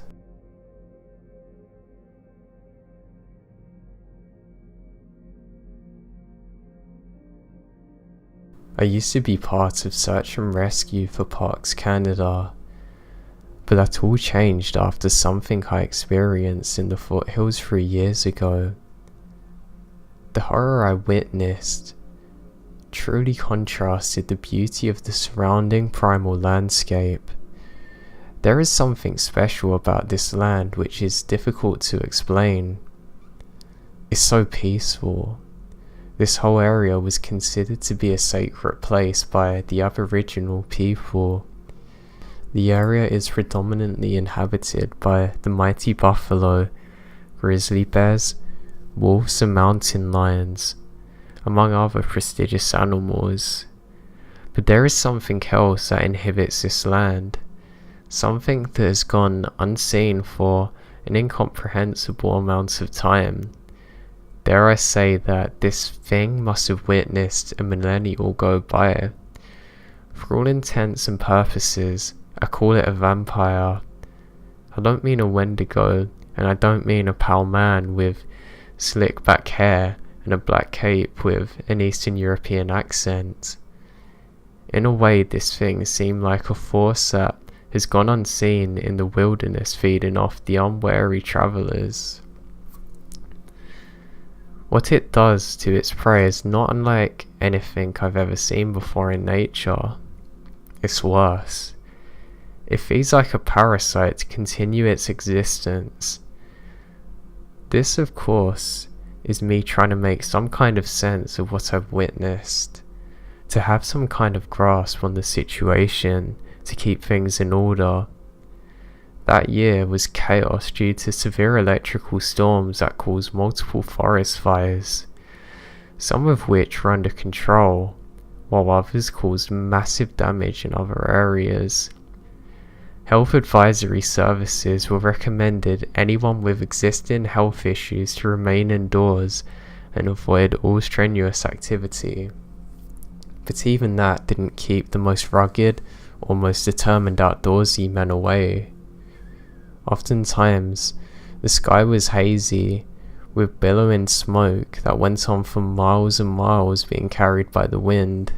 There are also fire bans put in place. Anyone caught with a fire at a campsite or even a fire pit in their backyard could get a massive fine. Let me tell you about that day.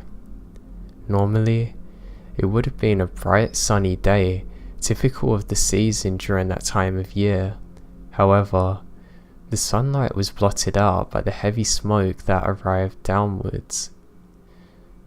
The trouble started during the middle of the summer that year when a park ranger came across a reserved campsite that was in ruins. There was debris scattered all around the site.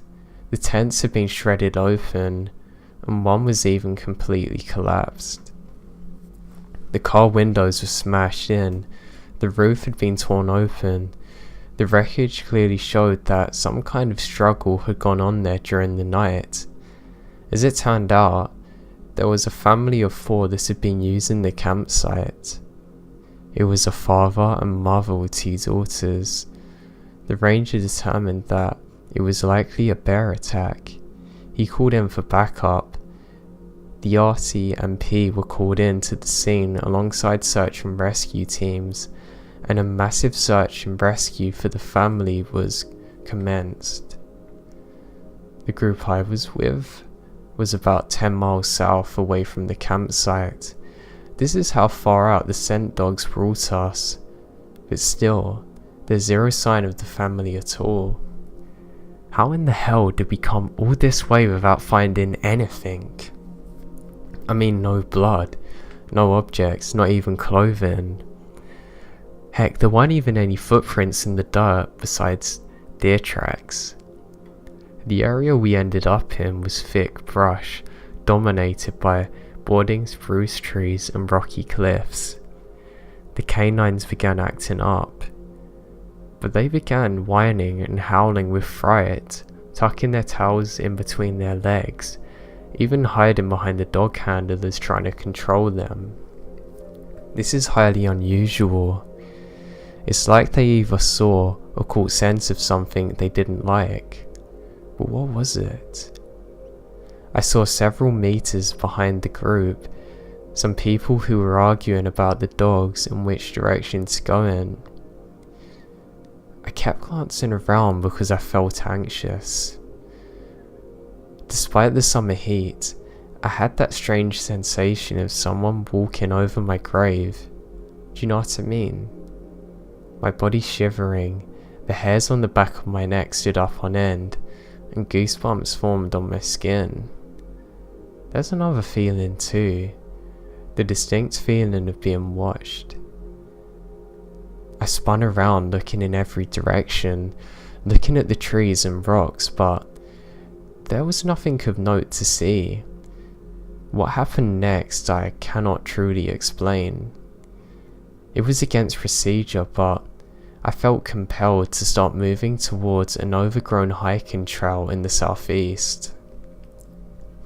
I felt like I was being pulled by some unseen force. I just felt the need. Maybe I wanted to get away from the search and rescue members who were arguing over the tracking dogs going wild.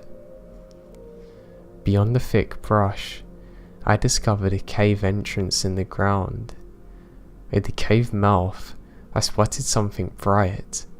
It was a child's-sized shoe, with pink stripes on the side of it. I felt my heart sink to my chest. I looked up at the smoky sky and let out a sigh. I noticed an opening in the dark hazy sky, and a beam of sunlight hit me. I snapped out of it and grabbed my flashlight, shining it into the ground. The sloping ground showed signs of something being dragged downwards. I let out a whimper as I entered the cave.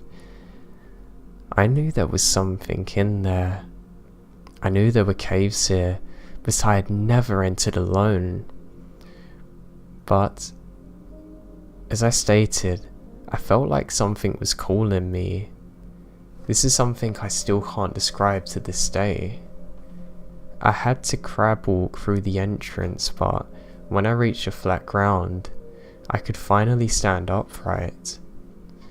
20 feet into the cave, the stagnant air took a hold of the darkness, which was becoming oppressive, but I continued pushing downwards. I stopped and listened very carefully. There was complete silence in the unforgiving darkness. I shined a light down around the cavern and spotted something on the wall. It's an ancient petroglyph carved into the wall. I've never seen that before. It depicted men chasing a buffalo herd off a cliff. I tranced my finger along the primitive art. Pushing onwards into the unknown, I found an object on the cavern floor. It was what appeared to be a very old leather canvas bag. I picked it up and blew the dust off of it. I unbuck it and take a look inside. There's a rusty water canteen, a bronze compass, a leather-bound book, and to my surprise, a very old-looking pistol. I dropped to my knees and grabbed the book out of the bag. The writing on the cover read, "Le Demon." I remained still on my knees, trying to comprehend what I was seeing, trying to make sense when a noise startled me. It didn't sound like it was right next to me, but rather it came from somewhere deeper in the cave. It sounded like something being broken or snapped. I continued my search for the missing family. They had to be down there. The glow of the flashlight showed that I had to make my way down another slope. But at the bottom, I saw something that causes me to freeze. I saw a pair of feet, one barefoot, one missing a shoe. The other was wearing a white shoe with pink stripes. Tears begin to well up in my eyes, and complete sadness has taken over. I had indeed found one of the missing family members, a young girl that couldn't have been older than mine. I gasped in horror of what I saw.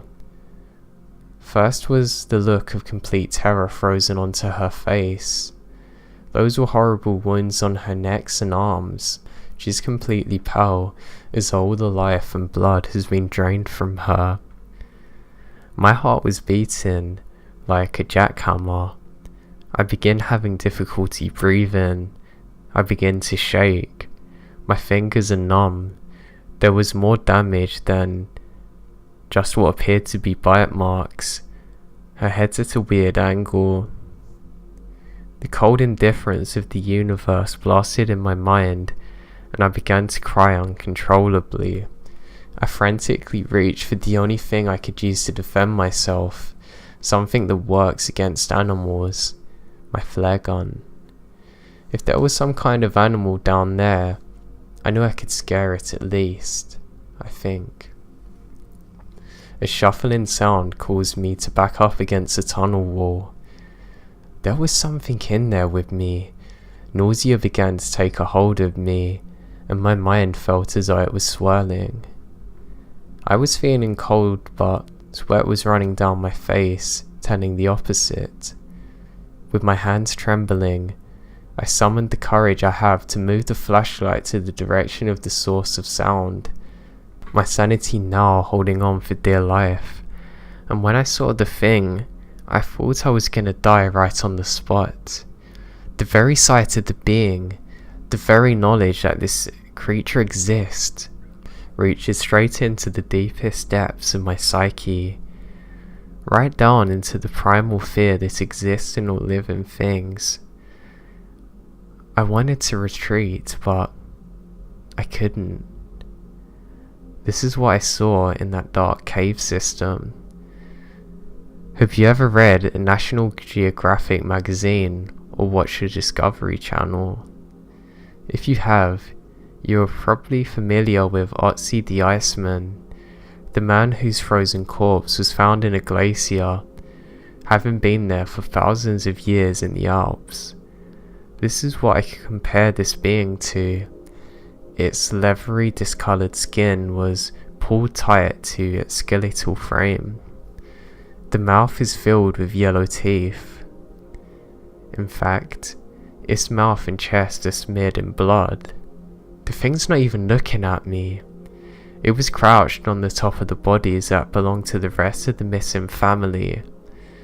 The mother and daughter had their throats torn apart. On top of the pile directly beneath the creature was the father.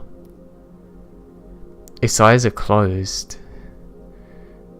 I'm really not sure if I'm dreaming now.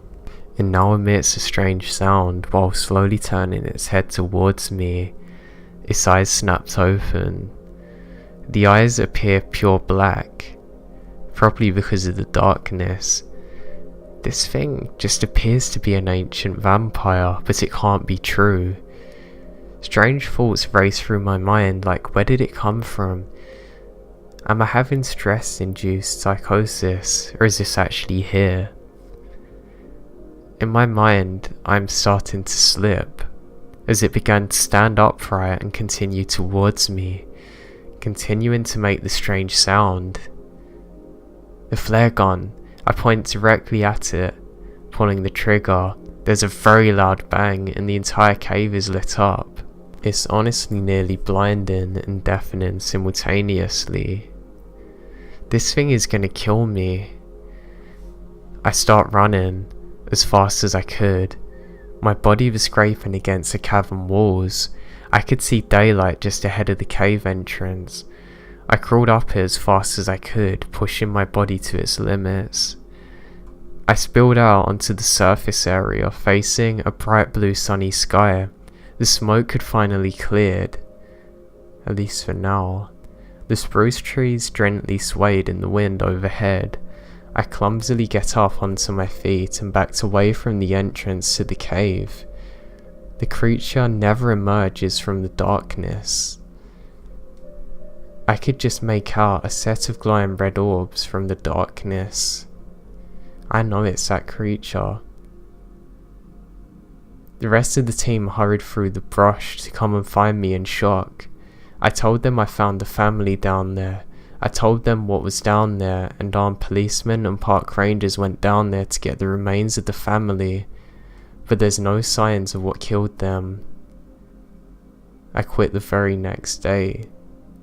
No one believed me.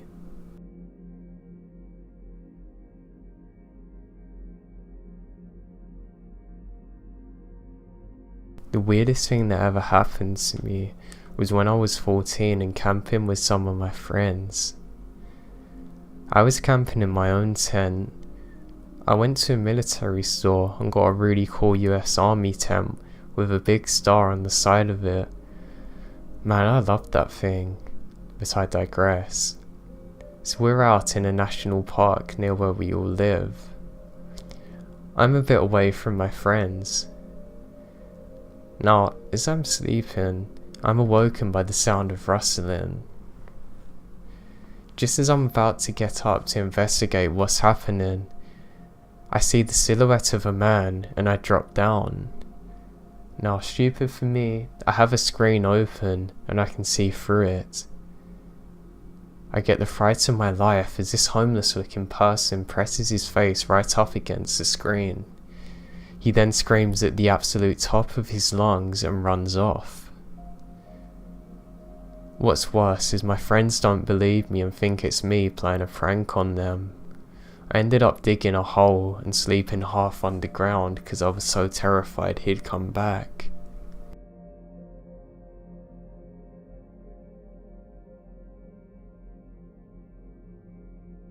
Josie Twyman. Hi, I'm in Minal. You might not believe this. I'm shaking and sweating just typing this. For a while, after I moved out from my parents, I lived in a cabin right by the Dixie National Forest where there's endless acres of land. I spent most of my free time fishing, hiking, and my favourite thing to do is to get lost in the woods and find my way back by sundown. I have a habit of following animal tracks, but that led me to this tragedy. It was about midway through the spring.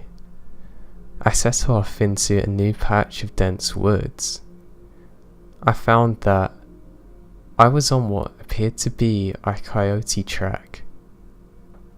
I followed them deep into the trees. It was still fairly cold, and as it got darker under the canopy, it felt below freezing. I was 4 hours into the hike when I noticed something is off. The planet life seemed to be dead and dying now. The birds and bugs are silent, yet still, there's faint tracks that I can still see just ahead, and I want to follow them. Then I stumbled upon it. The coyote. All I see is this black silhouette, and the glare of 3 beady eyes. I couldn't believe it. Time stood still. I can't breathe. I darted immediately into a hole in the ground by where it stood. I turned and ran as fast as I could. I ran and run sobbing. I thought it might have been a hallucination, but the eyes bored into my mind. All I can see is those eyes. I suddenly fell straight down into the dirt, exhausted. Everything's aching. The sun was setting. I need to get out. I was absolutely mortified. I made my way again, walking quickly, feeling as though I'm being watched, like an eternity, but soon I make it back to the cabin. Everything ached. I locked every door and the window and closed the blinds. After an hour or so of time has passed, I warm up over some leftover spaghetti. It was pretty terrible tasting, honestly, but before I went up to my bed in the loft, I ate a bowl of ice cream to treat myself for going through the stress that day. I turned off the lights and sat in my bed reading a book with a small little book light. Something felt very wrong, like eyes watching me. Every hair on my body was standing on end. I sat motionless for as long as I could. As I slowly turned my head to the window to look behind me, which had no blinds, I see it. 3 bright eyes shining, standing in the window right outside. It honestly felt as though somebody punched the wind out of my lungs. I hopped over the rail and landed down on the floor. I hit my side when I landed, scrambling into the guest room with no windows and locked the door. I curl up against a wall in the corner, wrapping a blanket around myself. I'd forgotten one thing. The cabin is slightly raised. You can still access under the trap door. The closet in that room. Man, I heard the scratching. It got closer. It honestly felt like it was enveloping over my entire body. From within the closet, I heard it. It climbed up through the door and was about to break out of the closet. I bust the door open, ran through the cabin into the Jeep. I turned the key and wait for the lights to turn on. Now I get this horrible smell like something's rotten. To my left, I see it. Jaws like a snake. I don't know if this is what people describe as a Wendigo, but I didn't take time to look. I drove until my gas was about to run out, and I made it to the closest town. I used up the remaining medical marijuana I had on me to get some rest. And when I woke up the next day as dawn broke, I continued driving all the way back to my folks' place. I put what happened aside, got my own apartment deep in the city, but in my sleep, I see the eyes. Every single night, I wake up sweating and shaking. The doctors say if I don't sleep, I risk serious health issues. Maybe it's just exhaustion-related deliria, but I could swear I heard the scratching outside my window again. I can only hope that it will leave me.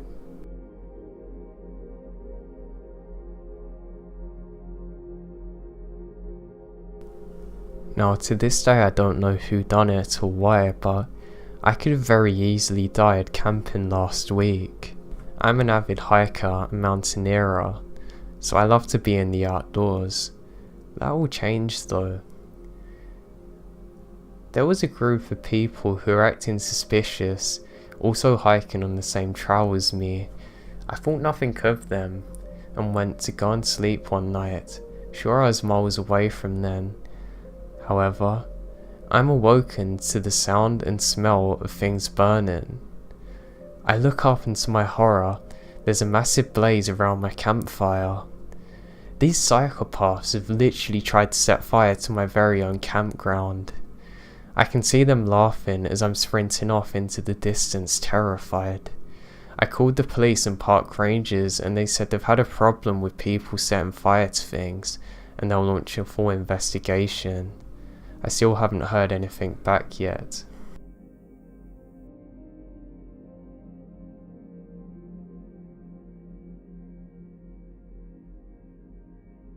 The following happened when I was 12. It was the summer of 2003, and I was at my best friend's house for a birthday party who was also turning 12. I remember it was her, myself, and maybe like a handful of other kids around the same age playing at her rather large home, just being kids playing around, playing music and having fun. We were planning on having a slumber party, and we're all really excited to see Austin Powers and Goldmember at the movies. That afternoon, us kids got into my best friend's mum's car and went to a nearby dollar store to pick up a few fun toys to take back to her home.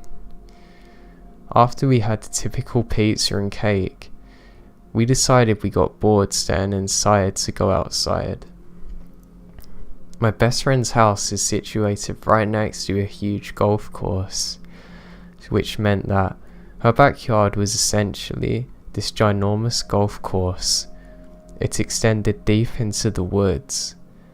I distinctly remembered us hanging out on the field, just being silly and playing games where we had to run around inside those sandy groove things of the course, as fast as we could without falling.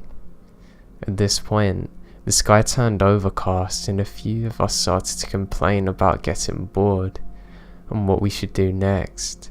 A few of us were kind of running around, but of course, you can only do that for so long. It started to drizzle, and we decided to remain outdoors since it wasn't raining too heavily. I noticed the other side of our driveway at the house was a cul-de-sac, where some new houses are being constructed. So me, being a curious 12-year-old, wanted to go and check it out since it was empty and there were no other cars there, and I saw no workers or trucks or anything. I was checking out the new house when I looked inside the dark, empty space. It was completely isolated, until I heard what sounds like whistling.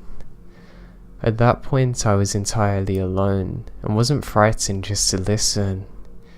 It wasn't windy, so I wasn't sure what was causing the whistling. I stood there for maybe another few minutes, just kind of feeling like an adult, kind of stupid. I was only 12, but it felt kind of grown up to be here in the construction area of the woods alone.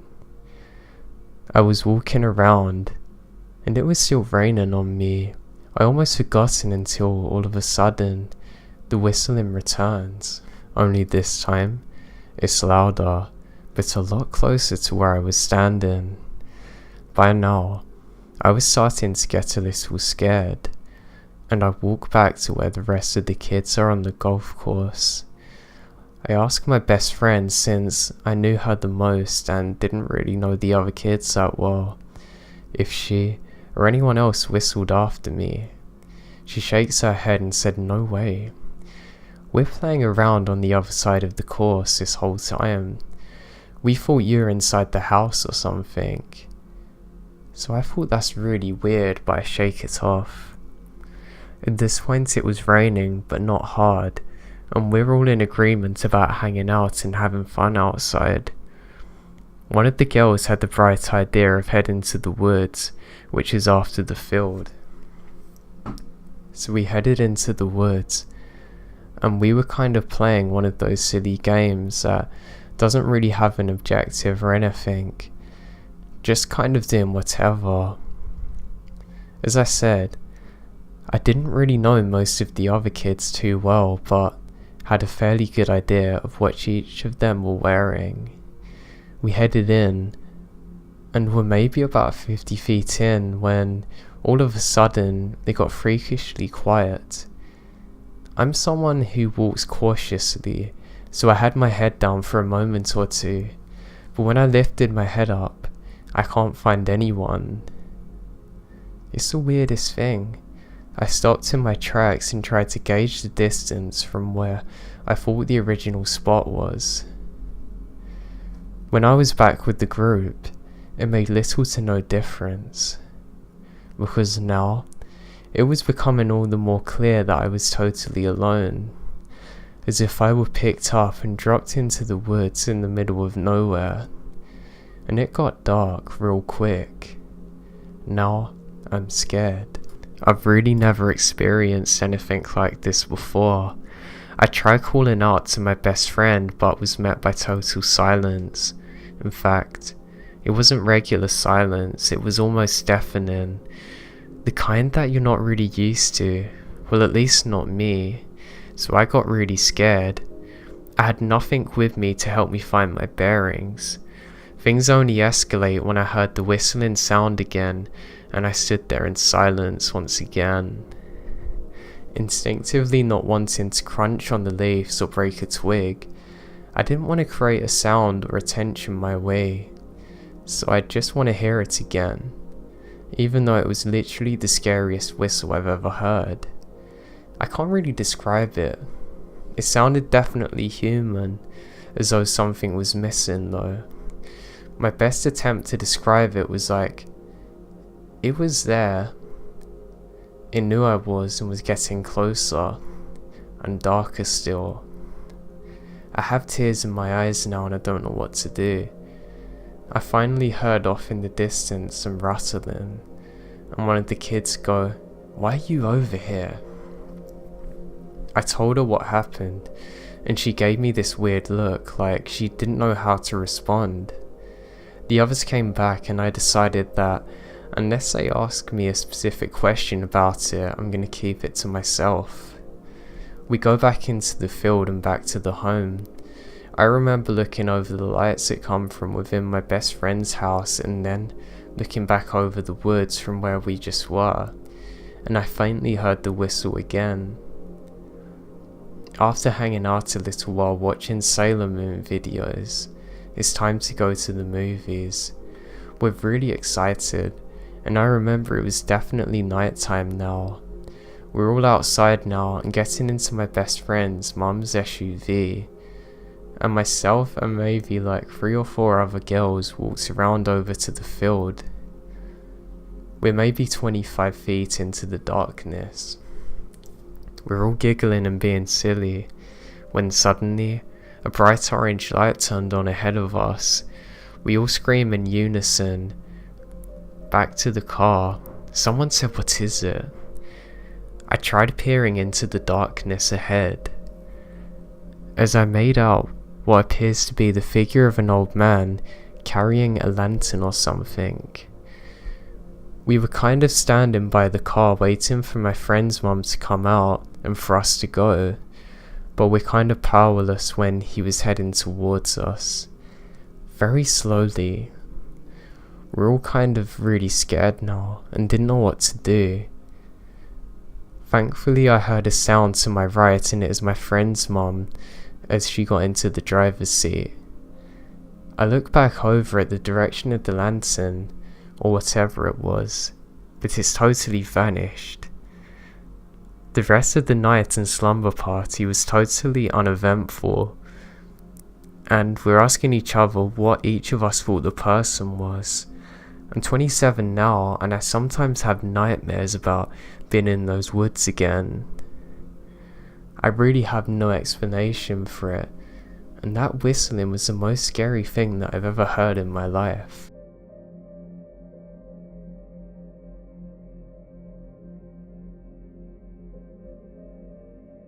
I guess I should start by saying that this happened in early September of 2016. I'm a 25-year-old female that lives in the rural part of northern Arkansas with my fiance, near the lake to be exact. It's gorgeous, lots of open land, plenty of woods and hardly any neighbours. It's what my soul always wanted. I'm also an only child and would have been pretty much spoiled my whole life. My father, for as long as I can remember, would randomly bring toys home. Not just little toys, I'm talking go-karts, buggies and even four-wheelers. So, since I was young, I knew how to drive just about any off-road vehicle. I loved it. We even had jet skis at one point. My parents were very laid back with me, to the point that they would nap during the day and let me ride out on the buggies until dark. I forgot to mention that I just moved recently full-time to the property. For years we'd only visit on weekends and not really do as much as we wanted, but now we could do whatever we wanted. It's great, honestly. Now, my parents live about 3 hours away from the land. Seeing them on the weekend is a treat. They bring all kinds of goodies. The land is so beautiful. About 30 acres, more than half of which is cleared. Years ago a small farm was here. The old barn still stands, and of course a pond with tons of frogs. One night, we all get a wild hare and decide to go for a night ride. My father now has a Jeep, so my fiance, him and I ride together. Me and my mother decide to ride separate wheelers. These wheelers are fairly new, automatic, so they're really easy to ride. And damn, I also forgot to mention that for miles outside the property is a wildlife reservation, so there are miles of woods and dirt trails, so many that you could be gone all night. Behind the property, about 20 minutes out, is a creek. Once you pass through it, you will go up the mountains to see the other side of Cherokee. There's also a crap ton of logging roads, but before you get into the logging trails, there's a dirt road you have to take. I've taken this for years and years now. I've had some weird feelings out there, but this night will be with me until I die. Now my dad, fiance, aunt and uncle had gone ahead of us, about 5 minutes or so. My mum and I head out after making a drink. After we pass through the creek and up the mountain, I notice the beams on my mother's wheeler begin to dim. Normally, they do this because your fan is too cool and the engine's kicked on. So I didn't think anything of it. I want to let you know that there are 5 houses near the end of the road and near the beginning, so there's about a 5-mile long gap of woods and an occasional dirt trail for a gas as well. And by the way, gas wells are everywhere up here. As we get closer to the trail we're supposed to take, my mother's wheeler starts backfiring. We stop for a second to see what's going on when it dies. Now, like I've said, I've been out in these woods my entire life. I wasn't afraid at all. No weird feelings or anything. My mum calls my dad to tell him what's going on, but no calls are going through. They must be going down the mountain, my mother said with an aggravated tone. I turn off my wheeler, but the headlights are on. The road is narrow, so narrow that 2 cars can barely squeeze by. I don't want some drunk idiot flying around the corner and not seeing us. My mum now cries out to my dad again. I start looking at her wheeler. Something isn't right. There's no power on it, but no fuel is getting to the engine, which could be caused by a lot of things. So I get my phone out to text my fiance, letting him know that we're stuck in the middle of the road. We're sitting there for a good 10 minutes when all the hairs on my body start to stand up. I immediately look in the direction of the headlights to see a man walking from pitch darkness. He had no light and said nothing. It took a second for my brain to register what I was seeing. As my mother finally got to my dad on the phone, I whispered to her, "Mom, there's a guy walking up to us." My mum tends to panic at times, and I never took my eyes off of him. He was still far enough away that I couldn't make out many features. My mum is freaking out, and I tell her to leave her stuff and jump on my wheeler, and she does so, and I tell the guy that's obviously getting closer, "Hello? What the hell?" He says nothing. That freaks me out. Like, who the hell walks down on a pitch black road in the middle of the night without a light? And not to say something as you approach strangers. And that's when it dawned on me. He must have been creeping in the woods down the road. Voices echo like crazy here, so he probably knew we were women. Normally I keep a 38 on me, but I left it at home. Of all times, why? I start my wheeler up and my mum hops on. The man's getting closer now. Now I can make out a red flannel shirt and dirty jeans. Dark but not much hair, and he had a gun. Not in his hand, but on his hip, and visible. He still won't say a word to us, which makes me kinda panic even more. He's also not looking at us, but rather at the ground. I realise I can't back up because I can't see a thing behind us, so I throw it in higher and take off past him. As we pass him though, he just stood there, facing and following our direction, yet never looking at us.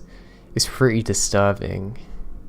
We make it damn near to the creek, and my mother was able to tell my dad everything. He immediately turned around when he heard us yelling. He was on a 4-wheeler and could arrive in about 4 minutes. As we met back at the wheeler, the guy's still there, on his own wheeler. My mum and I just sat there staring at this weirdo. He never gave me or my mum eye contact. I'm really getting freaked out now, and we all end up heading to the creek to talk. As we all shut our vehicles off, my dad says, "Where did he come from?" I told him the darkness. He just walked up without a light from the road. My fiance chimes in. He had a wheeler and tow straps. You all didn't think about this, did you? You all didn't talk to him or anything? My mum and I just stare at each other with open mouths. This guy was going to take our wheeler. He never asked us if we needed any help. He didn't say or do anything but act weird. The man had told my dad his wife heard people yelling in their driveway. We didn't pass any driveway. The next day, me and my fiance head to the same spot to check out this driveway. We reached just about where the wheeler died, and just a few 100 yards down the road is an overgrown driveway. We drove up and decided to walk the rest of the way. Tucked far behind in the woods was a rundown barn. It's more of a cabin with no power, no vehicles and signs of recent life, and definitely no signs of a wife. There was an outhouse behind the barn. As we walked up to the windows, we noticed a man's wheeler sitting behind the barn. I look at my fiance, who has a scared look in his face. Inside the barn was stuff you'd expect to see in a garage. No indication of human life. As we backed away slowly, I noticed there's a van hidden in the woods around the homestead. Now I'm pretty sure it didn't work, but still. And that's when my fiance grabs my hand and we quickly go back to the Jeep. On the way home I told him about the vans. He said he saw them too. He notices them at the same time he sees a man staring at him from inside the barn. You must always bring protection when you go to the middle of nowhere.